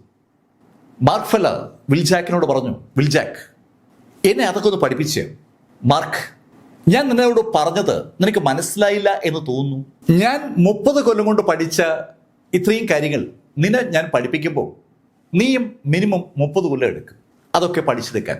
ഹേ വിൽജാക്ക്, നിന്റെ അടവുള്ള ആ കാര്യങ്ങളൊക്കെ എന്നെ പഠിപ്പിക്കാൻ വേണ്ടി നിനക്ക് 30 കൊല്ലം കൂടി ആയുസ് നീട്ടിക്കിട്ടും. അതല്ലേ നീ പറഞ്ഞു വരുന്നത്? മാർക്ക്, നിനക്ക് സുരക്ഷിതമായി താമസിക്കാൻ മിസ്റ്റിക് വേൾഡ് വേണം. ആ മിസ്റ്റിക് വേൾഡിലേക്ക് കടക്കണമെങ്കിൽ നിനക്ക് സീക്രട്ട് കീയും വേണം. ആ സീക്രട്ട് കീ നീ ഉദ്ദേശിക്കുന്ന മിസ്റ്റിക് വേൾഡിൻ്റെതാണോ അല്ലയോ എന്നറിയാൻ നിന്റെ കയ്യിലുള്ള എല്ലാ കീയും നീ പരിശോധിക്കേണ്ടി വരും. നിന്റെ കയ്യിലുള്ള എല്ലാ കീയും നീ പരിശോധിച്ചെടുക്കാൻ ഞാൻ ഈ പറഞ്ഞ ഇത്രയും വർഷം എടുക്കും. വേറെ ഒരു മാർഗവും ഇല്ല. വിൽജാക്ക്, വേറെ ഒരു മാർഗവും ഇല്ലെന്നാണ് നീ പറയുന്നത്? മാർക്ക്, മാർഗം ഇല്ലേ എന്ന് ചോദിച്ചാൽ ഉണ്ട്. എനിക്കെന്തായാലും ഈ 3,600 മിസ്റ്റിക് വേൾഡിലേക്ക് കടക്കാൻ അറിയാം. ആ മിസ്റ്റിക് വേൾഡ് എവിടെയുണ്ടെന്ന് കണ്ടുപിടിക്കാൻ എനിക്ക് പറ്റുകയും ചെയ്യും. വിൽജാക്ക് അത്രയും പറഞ്ഞതും മാർക്ക് വിൽജാക്കിനോട് പറഞ്ഞു, വിൽജാക്ക്, എന്ന് പറഞ്ഞാൽ നിന്നെ എനിക്കിപ്പോൾ കൂട്ടണമെന്നാണ് നീ പറയുന്നത്, അങ്ങനെയല്ലേ? ഓക്കെ, ഞാൻ സമ്മതിച്ചു വിൽജാക്ക്. അങ്ങനെ പറഞ്ഞിട്ട് മാർക്ക് ഫെല്ലർ മാർക്കിന്റെ കൈ വിൽജാക്കിന്റെ നെറ്റിയിലേക്ക് കൊണ്ടുവന്നു. മാർക്കിന്റെ കൈ വിൽജാക്കിന്റെ നെറ്റിയിൽ സ്പർശിച്ചതും അവിടെ ഒരു ചെറിയ അടയാളം ഉണ്ടായി, ഒരു ചെറിയ മാർക്ക്. മാർക്ക് ഫെല്ലർ വിൽജാക്കിനോട് പറഞ്ഞു, വിൽജാക്ക്, ഞാൻ നിന്റെ നെറ്റിയിൽ ഒരു അടയാളം ഇട്ടിട്ടുണ്ട്. നിന്റെ ഡിവൈൻ സെൻസിനെ കണക്ട് ചെയ്തുകൊണ്ടാണ് ആ അടയാളം നിൽക്കുന്നത്. നീ എപ്പോഴെങ്കിലും എനിക്കെതിരായി എന്തെങ്കിലും ചെയ്താൽ എനിക്ക് നിന്നെ കാണുപോലും വേണ്ട. ആ നിമിഷത്തിൽ നിന്നെ എത്ര വിദൂരതയിൽ നിന്ന് കൊല്ലാൻ എനിക്ക് പറ്റും. മാർക്ക് ഫെല്ലർ പറഞ്ഞത് കേട്ടതും വിൽജാക്ക് മാർക്കിനോട് പറഞ്ഞു, മാർക്ക്, അതിൻ്റെ ഒന്നും ആവശ്യമില്ല. മാർക്കിനെ ഞാൻ സഹായിക്കാമെന്ന് പറഞ്ഞാൽ സഹായിക്കാമെന്ന് തന്നെയാണ്. എനിക്ക് ഒറ്റയ്ക്ക് നിലനിൽപ്പില്ല. നിങ്ങളെപ്പോലെ ആരുടെങ്കിലും കൂടെ നിന്നാലേ എനിക്ക് നിലനിൽപ്പുള്ളൂ. ഞാൻ ഹോങ്ങി സെക്ഷൻ്റെ കൂടെ നിൽക്കുന്നത് അവർക്ക് എന്നെ കൊണ്ട് ആവശ്യമുള്ളത് കൊണ്ടാണ്, അല്ലാതെ ഞാൻ ഹോങ്ങി സെക്ഷൻ ആളായതുകൊണ്ടല്ല. ഹോങ്ങി സെക്ഷൻ്റെ ആളല്ല വിൽജാക്ക് എന്ന് കേട്ടപ്പോൾ മാർക്കിന് വിൽജാക്കിൽ പെട്ടെന്നൊരു താല്പര്യം തോന്നി. മാർക്ക് വിൽജാക്കിനോട് പറഞ്ഞു, ഓക്കെ വിൽജാക്ക്, അങ്ങനെയാണെങ്കിൽ നമുക്ക് ഒരു സ്ഥലം വരെ പോവാം. മാർക്ക് ഫെല്ലർ പൗലിൻ മാസ്റ്ററോട് യാത്ര പറഞ്ഞ് വിൽജാക്കിനെയും കൊണ്ട് അവിടുന്ന് പുറത്തേക്ക് ഇറങ്ങി. മാർക്ക് ഫെല്ലറും വിൽജാക്കും കൂടി നേരെ എത്തിയത് ആ ഹോങ്ങി സെക്ഷനുള്ള അതേ ടൗണിലേക്കാണ്. പൈറോ തന്നെയാണ് ആ സെക്ഷൻ വർക്ക് ചെയ്യുന്നത്. പൈറോയുടെ ബൗണ്ടറിയിലായിട്ട് വരും. മാർക്ക് ഫെല്ലറും വിൽജാക്കും കൂടി എയർപോർട്ടിൽ നിന്ന് ടാക്സി സ്റ്റാൻഡിലേക്ക് അങ്ങനെ നടന്നു വരികയാണ്. അവര് ടാക്സി സ്റ്റാൻഡിലേക്ക് നടക്കുമ്പോഴാണ് പരിചയമുള്ളൊരു ശബ്ദം. മാർക്ക്! ശബ്ദം കേട്ട് മാർക്ക് നോക്കുമ്പോൾ ഷൂക്കിനൻ മാർക്കിന് നേരെ ഓടി വരുന്നതാണ് മാർക്ക് കണ്ടത്. ഷൂക്കിനൻ മാർക്കിന്റെ അടുത്തേക്ക് ഓടി വന്നതും മാർക്ക് ഷൂക്കിന്റെ കഴുത്തി പിടിച്ച് ഒന്ന് പോക്കി. തികച്ചും അപ്രതീക്ഷിതമായിട്ട് ഷൂക്കിന്റെ കഴുത്തി പിടിച്ച് മാർക്ക് പൊക്കി നിർത്തിയിട്ട് ഷൂക്കിനോട് മാർക്ക് ചോദിച്ചു, ഷൂക്കിനൻ, നീ എമിലെ കൊല്ലാൻ പ്ലാൻ ചെയ്തല്ലേ? ശരിക്കും ശ്വാസം മുട്ടുന്ന ഷൂക്കിനൻ ആ അവസ്ഥയിലും മാർക്കിനോട് പറഞ്ഞു, മാർക്ക് എന്താ ചോദിക്കുന്നത്? എനിക്കറിയത്തില്ല. അവളുടെ മുഖഭാവത്തിൽ നിന്ന് അവൾക്ക് അതിൽ ഒരു ബന്ധവുമില്ലെന്ന് മനസ്സിലായതും മാർക്ക് ഷൂക്കിനെ താഴെ നിർത്തി. ഷൂക്കിനൻ ശ്വാസം എടുക്കാൻ അല്പസമയം എടുത്തു. അല്പസമയം കഴിഞ്ഞ് അവൾ മാർക്കിനോട് ചോദിച്ചു, മാർക്ക് എന്താ സംഭവിച്ചേ? ഷൂക്കിനൻ, ഈ ഹോങ്ങി സെക്ഷൻ ആളുകൾ എന്നെ കൊന്നിട്ട് എമിനെ തട്ടിയെടുക്കാൻ ഒരു പ്ലാൻ ഇട്ടു. നീ കൂടി ആ പ്ലാനിന്റെ ഭാഗമാണോ എന്ന് അറിയാനാണ് ഞാൻ നിന്നോട് അങ്ങനെ ചോദിച്ചത്. മാർക്ക്, സത്യമായിട്ടും ഞാൻ അറിഞ്ഞില്ല. അങ്ങനെ ഷൂക്കിനൻ പറഞ്ഞതും മാർക്ക് ഷൂക്കിനോട് പറഞ്ഞു, ഓക്കെ, നമുക്ക് ആ മിസ്റ്റിക് വേൾഡിലേക്ക് പോവാം. മാർക്ക് ഫെല്ലർ പറഞ്ഞത് കേട്ടതും ഷൂക്കിനൻ മാർക്കിനെയും വിൽജാക്കിനെയും കൊണ്ട് ആ മിസ്റ്റിക് വേൾഡിന്റെ വാതിൽക്കലെത്തി. അവിടെ എത്തിയ ഷൂക്കിനൻ ബ്രദർ ഷാനിന് ഒന്ന് റിംഗ് ചെയ്തു. മിസ്റ്റിക് വേൾഡിന് അകത്തുള്ള ബ്രദർ ഷാനുമായി കോണ്ടാക്ട് ചെയ്യാൻ ഷൂക്കിനന് ഒരു പ്രത്യേക രീതിയുണ്ട്. ആ രീതി ഉപയോഗിച്ചാണ് അവർ ബ്രദർ ഷാനെ കോണ്ടാക്ട് ചെയ്തത്. അല്പസമയം കഴിഞ്ഞതും മാർക്ക് ഫെല്ലറും വിൽജാക്കും ഷൂക്കിനും നിൽക്കുന്ന ആ ഭാഗത്ത് ശൂന്യതയിൽ ഒരു വെളിച്ചമുണ്ടായി. അല്പസമയം കഴിഞ്ഞതും അവിടെ ഒരു വാതിൽ പ്രത്യക്ഷപ്പെട്ടു. വാതിൽ തുറന്നതും ബ്രദർ ഷാൻ കാണുന്നത് സാക്ഷാൽ മാർക്ക് ഫെല്ലറെയാണ്. മാർക്ക് ഫെല്ലറെ കണ്ടതും അവൻ പെട്ടെന്ന് വാതിലും കടച്ചു. ഷൂക്കിനൻ ബ്രദർ ഷാനോട് സംസാരിച്ച് തുടങ്ങുന്നതിന് മുന്നേ അവൻ വാതിലും അടക്കിയായിരുന്നു. പെട്ടെന്നാണ് ആ വാതിലിങ് അപ്രത്യക്ഷമായത്. അത് കണ്ട് ഷൂക്കിനൻ അമ്പരപ്പോടെ മാർക്കിനോട് പറഞ്ഞു, മാർക്ക് എന്താ സംഭവിച്ചെന്ന് അറിയത്തില്ല. ഷൂക്കിനൻ, സാരമില്ല. അങ്ങനെ പറഞ്ഞിട്ട് മാർക്ക് ഫെല്ലർ വിൽജാക്കിനോട് ചോദിച്ചു, വിൽജാക്ക് തുറക്കില്ലേ? പിന്നെന്താ? മാർക്ക് ഫെല്ലർ വിൽജാക്കിനോട് അങ്ങനെ ചോദിക്കുമ്പോൾ അകത്ത് ബ്രദർ ഷാൻ ശരിക്കും ഓടുകയാണ്. ഓടി അവൻ എത്തിയത് നാങ്കാനിന്റെ അടുത്തേക്കാണ്. നാങ്കാനും ആൻസസ്റ്റർ ഗുവാനും കുറെ ആളുകളും സംസാരിച്ചുകൊണ്ടിരിക്കുമ്പോഴാണ് ബ്രദർ ഷാൻ അവിടേക്ക് ഓടി വരുന്നത്. ബ്രദർ ഷാൻ നാങ്കാനോട് പറഞ്ഞു, നാങ്കാൻ, മാർക്ക് ഫെല്ലർ എത്തി. മാർക്ക് ഫെല്ലർ എത്തിയെന്നു. നാങ്കാൻ അങ്ങോട്ട് വിശ്വസിക്കാൻ പറ്റുന്നില്ല. ഷാൻ, നീ പറഞ്ഞത് ശരിയാണോ? ഞാൻ കണ്ടതാണ്. മാർക്ക് അവിടെ ആ വാതിൽക്കലുണ്ട്. ചിലപ്പോ വാതിൽ തകർത്ത് അകത്ത് വരാനുള്ള സാധ്യതയുണ്ട്. വാതിൽ തകർക്കാനോ? നീ എന്ത് വിഡിത്തരവോ പറയുന്നത്? ആൻസസ് ഗുവാൻ ശരിക്കും ചിരിച്ചുകൊണ്ടാണ് അങ്ങനെ ചോദിച്ചത്. ഷാൻ, നിനക്ക് വട്ടായോ? മാർക്ക് ഫെല്ലർക്ക് അല്പസ്വല്പ ശക്തിയൊക്കെ സമ്മതിച്ചു. പക്ഷേ ഇത് മിസ്റ്റിക് വേൾഡാണ്. മിസ്റ്റിക് വേൾഡിന്റെ വാതിൽ തുറക്കാൻ ആർക്കും പറ്റത്തില്ല. അങ്ങനെ ആൻസസ് ഗുവാൻ പറഞ്ഞതും ശരിക്കും സ്തംഭിച്ചു നിൽക്കായിരുന്ന ഡാൻ കാങ് ആൻസസ് ഗുവാനോട് പറഞ്ഞു, ആൻസസ് ഗുവാൻ, അവിടെ ഒരു വിഷയമുണ്ട്. മാർക്ക് ഫെല്ലറെ കൊല്ലാൻ വേണ്ടി നമ്മൾ ഒരു ടീമിനെ അയച്ചിരുന്നു. ആ ടീമിന്റെ കൂട്ടത്തിൽ നമ്മുടെ സീക്രട്ട് കീ മാസ്റ്റർ വിൽജാക്ക് ഉണ്ടായിരുന്നു. മാർക്ക് ഇപ്പൊ ഇവിടെ എത്തി എന്ന് പറയുമ്പോൾ എനിക്ക് വല്ലാത്ത സംശയം തോന്നുകയാണ്. വിൽജാക്ക് മാർക്കിനൊപ്പം ഉണ്ടെങ്കിൽ മാർക്കിന് ഈ മിസ്റ്റിക് വേൾഡിനകത്ത് കടക്കാൻ ഒരു ബുദ്ധിമുട്ടും ഉണ്ടാവില്ല. നിങ്കാങ്, നിങ്ങൾ എന്തായി പറയുന്നത്? മാർക്ക് ഫെല്ലർ ഈ മിസ്റ്റിക് വേൾഡിനകത്ത് കടന്നാൽ എന്താ പ്രശ്നം? അവനെ നമുക്ക് പപ്പടം പോലെ പൊടിച്ചൂടെ? ആൻസസ് ഗുവാൻ പറയുമ്പോൾ അയാൾ അത് ശരിക്കും അർത്ഥമാക്കുന്നുണ്ടെന്ന് വ്യക്തമാണ്. ഗുവാൻ അങ്ങനെ പറഞ്ഞിട്ട് അയാളുടെ കൂടെയുള്ള ആളുകളുടെ നോക്കി, എന്താ ഞാൻ പറഞ്ഞത് ശരിയല്ലേ? ആൻസസ് ഗുവാൻ പറഞ്ഞാണ് ശരി, നമുക്ക് മാർക്ക് ഫെല്ലറെ ഈസിയായിട്ട് തോൽപ്പിക്കാൻ പറ്റും. അങ്ങനെ അവരെല്ലാം പറഞ്ഞതും നാങ്കാങ് എണീറ്റ് അവരോട് പറഞ്ഞു, ഓക്കെ, നിങ്ങൾ മാർക്ക് ഫെല്ലറെ തടുക്ക്, ഞാൻ ഹയർ ഒഫീഷ്യൽസിനെ കാര്യങ്ങൾ അറിയിച്ചിട്ട് വരാം. നാങ്കാങ് അവിടെ നേരെ ഓടി ഉള്ളിലുള്ള എപ്പോഴും കറുപ്പ് തളം കെട്ടി നിൽക്കുന്ന ആ മുറിയിലേക്ക് ഓടിയെത്തി. അവിടെ ഒരു കസേരയിൽ കറുത്ത ഡ്രസ്സ് ധരിച്ച് ഒരാൾ ഇരിപ്പുണ്ട്. ഹോങ്ങി സെക്ഷന്റെ മാസ്റ്ററാണ് അവിടെ ഇരിക്കുന്നത്. അയാളുടെ അടുത്തേക്ക് ഓടിയെത്തി നാങ്കാങ് അയാളോട് പറഞ്ഞു, മാസ്റ്റർ, ഒരു പ്രശ്നമുണ്ട്. എന്താ പ്രശ്നം മാസ്റ്റർ? ആ മാർക്ക് ഫെല്ലർ ഇവിടെ എത്തിയിരിക്കുകയാണ്. മാർക്ക് ഫെല്ലർ ഇവിടെ എത്തിയെന്നു എന്തിന് മാസ്റ്റർ? അവൻ അകത്തേക്ക് വരാൻ സാധ്യതയുണ്ട്. മിസ്റ്റിക് വേൾഡ് അകത്തേക്കോ? അതെ മാസ്റ്റർ, അവന്റെ കൂടെ ആ വിൽജാക്ക് ഉണ്ടെന്നാണ് എനിക്ക് തോന്നുന്നത്. കീ മാസ്റ്റർ വിൽജാക്കിന് തുറക്കാൻ കഴിയാത്ത ഒരു മിസ്റ്റിക് വേൾഡുകളും ഇല്ല എന്നുള്ള കാര്യം നാങ്കാനും ആ മാസ്റ്റർക്ക് നന്നായിട്ട് അറിയാം. ആ കാര്യം ആലോചിച്ചതും മാസ്റ്റർ ഒന്ന് വിറച്ചു. ശരിക്കും അയാൾ ഭയം കൊണ്ട് വിറയ്ക്കുന്നത് നാങ്കാന്റെ ശ്രദ്ധയിൽപ്പെട്ടില്ല എന്ന് തന്നെ പറയാം. നാങ്കാനോടായി മാസ്റ്റർ പറഞ്ഞു, ഏയ് നാങ്കാൻ, നീ ഹാളിലേക്ക് ചെല്ല്. മാർക്ക് അവിടെ എത്തിയാണെങ്കിൽ നീ മാർക്കിനോട് സംസാരിക്കുക. അപ്പോഴേക്കും ഞാനും വരാം. മാസ്റ്റർ മാർക്കിനോട് സംസാരിക്കാൻ പോവുകയാണോ? അതെ, ഞാൻ സംസാരിക്കേണ്ട സമയമായി.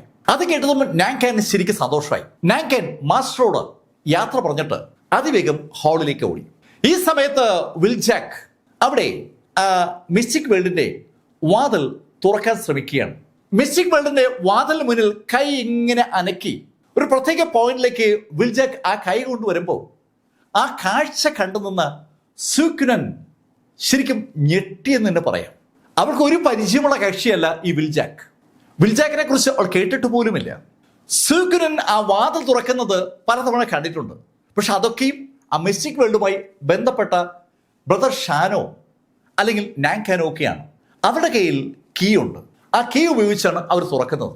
അതല്ലാതെ വേറൊരാള് ആ വാതിൽ തുറക്കുമെന്ന് വിശ്വസിക്കാൻ സൂക്കുനന് പറ്റുമായിരുന്നില്ല. സൂക്കുനൻ അതുകൊണ്ട് തന്നെ ശരിക്കും അമ്പരപ്പോടെയാണ് ആ വിൽജാക്കിന്റെ ആക്ടിവിറ്റീസിനെ നോക്കിക്കാണുന്നത്. അവളെ അമ്പരപ്പിച്ചുകൊണ്ട് ഏതാനും സെക്കൻഡ് കഴിഞ്ഞതും വിൽജാക്ക് ആ വാതിലങ്ങ് തുറന്നു. ആ മിസ്റ്റിക് വേൾഡിന്റെ വാതിൽ വീണ്ടും തുറന്നത് കണ്ടതും സൂക്കുനന്റെ ഏതാണ്ട് പൊളിഞ്ഞു നിൽക്കുകയാണ്. ശരിക്കും ഒരു അമ്പരപ്പ് അവളുടെ മുഖത്ത് അങ്ങനെ ദൃശ്യമാണ്. അവളെ ഒന്ന് നോക്കിയിട്ട് മാർക്ക് ഫെല്ലർ സൂക്കുനോട് പറഞ്ഞു, ബാ നീ ബാ. അങ്ങനെ പറഞ്ഞുകൊണ്ട് മാർക്ക് ഫെല്ലർ സൂക്കുനും വിൽജാക്കുമായി ആ മിസ്റ്റിക് വേൾഡിനകത്തേക്ക് കടന്നു. ഈ സമയത്ത് അവിടെ ഹാളിൽ ആൻസസ് ഗുവാൻ കൂടുതൽ ആളുകൾക്ക് നിർദ്ദേശം കൊടുക്കുകയാണ്. എന്തെങ്കിലും കാരണവശാൽ മാർക്ക് ഫെല്ലർ അകത്തേക്ക് കടക്കുകയാണെങ്കിൽ അവനെ ഇവിടെ വെച്ച് തീർക്കണം. അവനെ ഞാൻ നോക്കി വെച്ചിട്ട് കാലം കുറേയായി. അങ്ങനെ ഗുവാൻ പറയുമ്പോഴേക്കും അവിടേക്ക് ആളുകൾ നടന്നു വന്ന ശബ്ദം ഗുവാൻ കേട്ടു. ഗുവാനും കൂടെയുള്ള ആളുകളും വാതിൽ നേരം നോക്കുമ്പോൾ അകത്തേക്ക് മാർക്ക് ഫെല്ലർ കടന്നു. മാർക്ക് ഫെല്ലർ ഗുവാനെയും അകത്തുള്ള ആളുകളെ മുഴുവൻ നോക്കിയപ്പോൾ ബ്രദർ ഷാൻ മാർക്കിനോട് പറഞ്ഞു, ഏയ് മാർക്ക് ഫെല്ലർ ഇതെപ്പോഴാ വന്നേ? എങ്ങനെ വന്നേ? ബ്രദർ ഷാന്റെ ആ ചോദ്യം കേട്ടതും മാർക്ക് ഫെല്ലർ ഇടത് കൈ ഒന്ന് ഉയർത്തി താഴ്ത്തി. മാർക്കും ബ്രദർ ഷാനും തമ്മിലുള്ള അകലം ഏകദേശം ഒരു 5-6 അടിയുണ്ട്. പക്ഷേ മാർക്ക് ഫെല്ലർ ഇടത് കൈ ഉയർത്തി ഒന്ന് താഴ്ത്തിയതും ശക്തമായ ഒരു ഫോഴ്സ്, ഒരു കാറ്റ് അവിടെ ജനറേറ്റ് ചെയ്യപ്പെടുകയും ആ കാറ്റ് അതിശക്തമായി ഷാന്റെ തലയിൽ വന്ന് ഇടിക്കുകയും ചെയ്തു.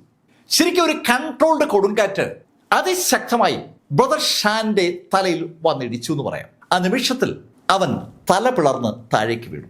ബ്രദർ ഷാൻ നിമിഷ നേരം കൊണ്ടാണ് ശരിക്കും അമ്പരപ്പിക്കുന്ന വേഗതയിൽ കൊല്ലപ്പെട്ടത്. അവന്റെ ബോഡി പൊട്ടിച്ചിതറുമ്പോൾ സ്വാഭാവികമായിട്ടും രക്തം സകല സ്ഥലത്തേക്കും തെറിച്ചു. ഒരു പ്രൊവോക്കേഷനും ഇല്ലാതെ മാർക്ക് ഫെല്ലർ ഇതാ ബ്രദർ ഷാനെ കൊലപ്പെടുത്തിയിരിക്കുന്നു.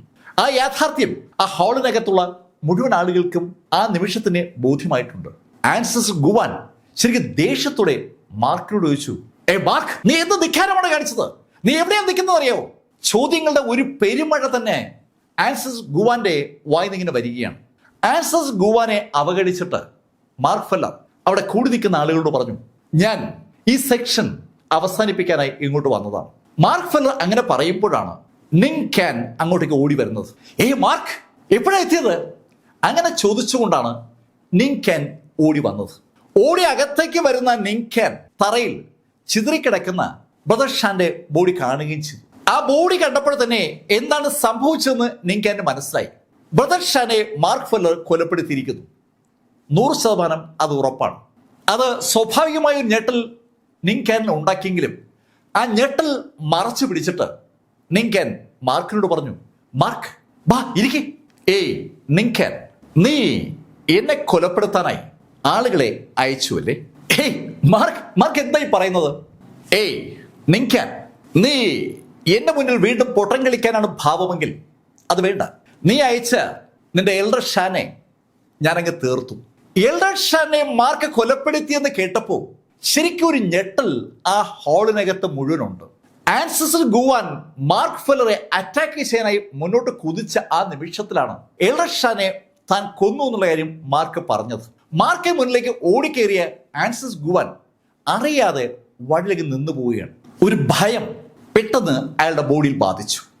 പക്ഷെ അയാൾക്ക് തിരിച്ചു പോകാൻ കഴിയും മുമ്പ് മാർക്ക് ഫെല്ലർ കൈ നിവർത്തൂരച്ചയിടി. ആൻസസ് ഗുവാന് മാർക്കിനോട് പലതും പറയണമെന്നുണ്ടായിരുന്നു. പക്ഷെ അതിനൊന്നുമുള്ള സമയം മാർക്ക് കൊടുത്തില്ല. അയാൾക്ക് പിന്തിരിയാനുള്ള സമയം പോലും കിട്ടിയില്ല. അതിനു മുമ്പ് ആൻസസ് ഗുവാൻ ഈ ഭൂമിയിൽ നിന്ന് അപ്രത്യക്ഷമായി. ഒറ്റ ഇടിക്ക് മാർക്ക് ഫെല്ലർ ആൻസസ് ഗുവാനെ അവസാനിപ്പിച്ചു. ആൻസസ് ഗുവാന്റെ ബോഡിയും അവിടെ അങ്ങനെ ചിതറിയതും നിങ്കാൻ മാർക്കിനോട് പറഞ്ഞു, മാർക്ക് പ്ലീസ്, ദയവായി ഞാൻ പറയുന്നത് കേൾക്കണം. ഹോങ്ങി സെക്ഷന് മാർക്കിനോട് ഒരു വിരോധവുമില്ല. നോക്ക്, ഞങ്ങൾ ഒരിക്കലും മാർക്കിന് ദോഷമുണ്ടാകുന്ന ഒന്നും ചെയ്യാൻ ആഗ്രഹിച്ചിട്ടില്ല. ഏയ് നിങ്കാൻ, കളവ് പറയാനാണ് വീണ്ടും ശ്രമിക്കുന്നതെങ്കിൽ എനിക്ക് നിങ്ങളെല്ലാവരെയും ഇപ്പൊ തന്നെ കൊല്ലേണ്ടി വരും. നിന്റെ പ്ലാൻ എന്താണെന്ന് വിൽജാക്ക് എന്നോട് പറഞ്ഞു. വിൽജാക്ക് കാര്യങ്ങളൊക്കെ റിവീൽ ചെയ്ത് കഴിഞ്ഞെന്ന് കേട്ടതും നാങ്കാൻ ഒന്ന് ചിരിച്ചു. ഓഹോ, അപ്പോ എല്ലാം അറിഞ്ഞിട്ടാണ് വരവ്. ഓക്കെ, എന്നാ പിന്നെ ഇനി ഒന്നും ഒളിച്ചു വെക്കുന്നില്ല. മാർക്ക് ഫെല്ലർ, ഞാൻ അങ്ങനെയാണെങ്കിൽ കാര്യം വ്യക്തമാക്കാം. ഞങ്ങൾക്കൊരിക്കലും നിന്നോടൊരു താല്പര്യവും ഉണ്ടായിരുന്നില്ല. ഞങ്ങളുടെ താല്പര്യം എമിലിയിലാണ്. ആ എമിലി ബ്ലാക്കിന്റെ ബ്ലഡ് ലൈൻ, അതാണ് ഞങ്ങളെ ആകർഷിച്ചത്. എമിലി ബ്ലാക്കിനെ ഞങ്ങളുടെ കൂടെ കൂട്ടാൻ ഞങ്ങൾ കണ്ട എളുപ്പമാർഗമായിരുന്നു നീ. എമിലിക്ക് നിന്നിൽ ഇഷ്ടമുണ്ടെന്ന് കണ്ടപ്പോൾ നീ വഴി എമിലിയെ പിടികൂടാമെന്ന് ഞങ്ങൾ കരുതിയത്. അതിനുവേണ്ടിയാ നിന്റെ അടുത്തേക്ക് എത്താൻ ഞങ്ങൾ ബോധപൂർവം ശ്രമിച്ചത്. ചിൽഷറിൽ വെച്ചാണ് ആദ്യമായി ഹോങ്ങി സെക്ഷൻ മാർക്കുമായി ബന്ധപ്പെടുന്നത്. മാർക്കിനെ അവര് വല്ലാതെ ഫോളോ ചെയ്തിരുന്നു. മാർക്കിന് ഒരുപാട് ഓഫറുകൾ കൊടുത്തിരുന്നു. അതിൻ്റെയൊക്കെ കാരണം എമിലി ബ്ലാക്ക് ആണെന്ന് ഇതാ നിങ്കാൻ വ്യക്തമാക്കുകയാണ്. Mark, Jingdu martial arts association എമിലിയുടെ ബ്ലഡ് ലൈനിനെ കുറിച്ച് തിരിച്ചറിയുന്നതിന് മുന്നേ ഞങ്ങൾ അവരുടെ ബ്ലഡ് ലൈനിനെ കുറിച്ച് അറിഞ്ഞിരുന്നു. അതുകൊണ്ടാണ് ഞങ്ങൾ അവളെ ടാർഗറ്റ് ചെയ്തത്. അവളെ നീ വഴി സ്വന്തമാക്കാമെന്നാണ് ഞങ്ങൾ കരുതിയത്. പക്ഷേ നീ ഞങ്ങളുടെ പ്ലാനൊക്കെ പൊളിച്ചു മാർക്ക്. അതുകൊണ്ട് ഇനി നീ തിരിച്ചു പോകണ്ട. അങ്ങനെ നിങ്കാൻ പറഞ്ഞതും അവിടെ ഉണ്ടായിരുന്ന മുഴുവൻ ആളുകളും മാർക്കിനെ അങ്ങ് വളഞ്ഞു. അവിടെയുള്ള മുഴുവൻ ആളുകളും മാർക്കിനെ അങ്ങനെ വളഞ്ഞതും മാർക്ക് ഫെല്ലർ അവരെ ഒന്ന് സൂക്ഷിച്ചു നോക്കി. സകലരുടെ കയ്യിലും അതിശക്തമായ ആയുധങ്ങളുണ്ട്. എല്ലാം ഡിവൈൻ വെപ്പൺസാണ്. ആ ഡിവൈൻ വെപ്പണുകളുമായി അവർ മാർക്ക് ഫെല്ലറെ അങ്ങ് വളഞ്ഞതും നിങ്കാൻ എല്ലാവരോടും പറഞ്ഞു, ഇവനെ കൊന്ന് ഇവന്റെ ബോഡി നമുക്ക് എടുക്കണം. ഒരു കാരണവശാലും ഇവന് ഇനി പുറത്തു പോകാൻ പാടില്ല. അതുവരെ കാണുകയും കേൾക്കുകയും ചെയ്ത നിങ്കാനിൽ നിന്ന് ശരിക്കും ഒരു ലീഡർ നിങ്കാനിലേക്കുള്ള നിങ്കാന്റെ മാറ്റം അവിടെ ഉണ്ടായതും മാർക്ക് ഫെല്ലർ ആ ടീമിനെ മൊത്തം ഒന്ന് നോക്കി. ഒരുപാട് മാർക്കിസ്റ്റുകളാണ് മാർക്കിനെ വളഞ്ഞു നിൽക്കുന്നത്. ആ വളഞ്ഞു നിൽക്കുന്ന ആളുകളുടെ കൂട്ടത്തിൽ ഹാഫ് സ്റ്റെപ്പ് മാർഷൽ സെയിന്റുകളുമുണ്ട്. ഹാഫ് സ്റ്റെപ്പ് മാർഷൽ സെയിന്റുകളും ഹാഫ് സ്റ്റെപ്പ് മാർക്കിസ്റ്റുകളുമായി ഒരു വൻ സംഘം തന്നെ ഇത് മാർക്കിനെ വളയുകയാണ്. ഒരു ഹാഫ് സ്റ്റെപ്പ് മാർഷൽ സെയിന്റിനെ നേരിടാൻ മാർക്കിന് അനുഭവപ്പെട്ട ബുദ്ധിമുട്ട് മാർക്കിന് നന്നായിട്ട് അറിയാം. ഇപ്പൊ ഇത് അനവധി ഹാഫ് സ്റ്റെപ്പ് മാർഷൽ സെയിന്റുകളാണ് മാർക്കിനെ നേരിടാൻ തയ്യാറാകുന്നത്. ഏയ് മാർക്ക് ഫെല്ലർ, നീ ഞങ്ങളുടെ കൂട്ടത്തിലെ ശക്തനായ എൽഡർ ഷാനെ കൊലപ്പെടുത്തി. എൽഡർ ഷാൻ ഒരു ഹാഫ് സ്റ്റെപ്പ് മാർഷൽ സെയിന്റ് ആണ്. ഒരാളെ കൊലപ്പെടുത്താൻ നിനക്ക് പറ്റും. പക്ഷേ ഈ നിൽക്കുന്ന ഇത്രയും ആളുകളെയും നിങ്കാൻ അത് ചോദിക്കുമ്പോൾ സ്വാഭാവികമായിട്ടും അവന്റെ മുഖത്ത് ഒരു പുഞ്ചിരിയുണ്ട്. മാർക്ക് ഫെല്ലർ എത്ര ശക്തനാണെങ്കിലും ഇനി രക്ഷയില്ല എന്ന് നിങ്കാൻ പറയാതെ പറയുകയാണ്. നിങ്കാന്റെ ആ ഡയലോഗ് കേട്ടതും മാർക്ക് തറയിൽ ആഞ്ഞൊരൊറ്റ ചവിട്ട്. ആ നിമിഷത്തിൽ മാർക്കിന്റെ ബോഡിക്ക് ചുറ്റുമായി ഒരു സുവർണ്ണ പ്രകാശിങ്ങനെ ഉദിച്ചു വരികയാണ്.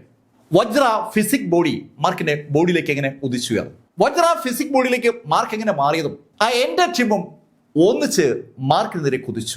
അനവധി ഹാഫ് സ്റ്റെപ്പ് മാർഷൽ സെയിന്റുകളും മാർഷൽ മാർക്കിസ്റ്റുകളും ഹാഫ് സ്റ്റെപ്പ് മാർഷൽ മാർക്കിസ്റ്റുകളും അടങ്ങിയ ആ സംഘം അവരുടെ കയ്യിലുള്ള ആ ഡിവൈൻ ആയുധങ്ങളുമായി മാർക്കിന്റെ നേരെ പാഞ്ഞടുത്തതും മാർക്ക് തറയിന്ന് മുകളിലേക്ക് കുതിച്ചു. തറയിന്ന് മുകളിലേക്ക് കുതിച്ച മാർക്ക് പെട്ടെന്ന് ആ ഹാളിന്റെ മുകളിൽ ഏതാണ്ട് ഫ്ലോട്ട് ചെയ്തപോലെ നിന്നു തുടങ്ങി. മുകളിൽ നിൽക്കുന്ന മാർക്കിനടുത്തേക്ക് ഓടി വരുന്ന ആ ആളുകൾ കാണുകയും ചെയ്തു. അടുത്ത പക്ഷത്തിൽ അവരൊക്കെ മുകളിലേക്ക് കുതിച്ചു.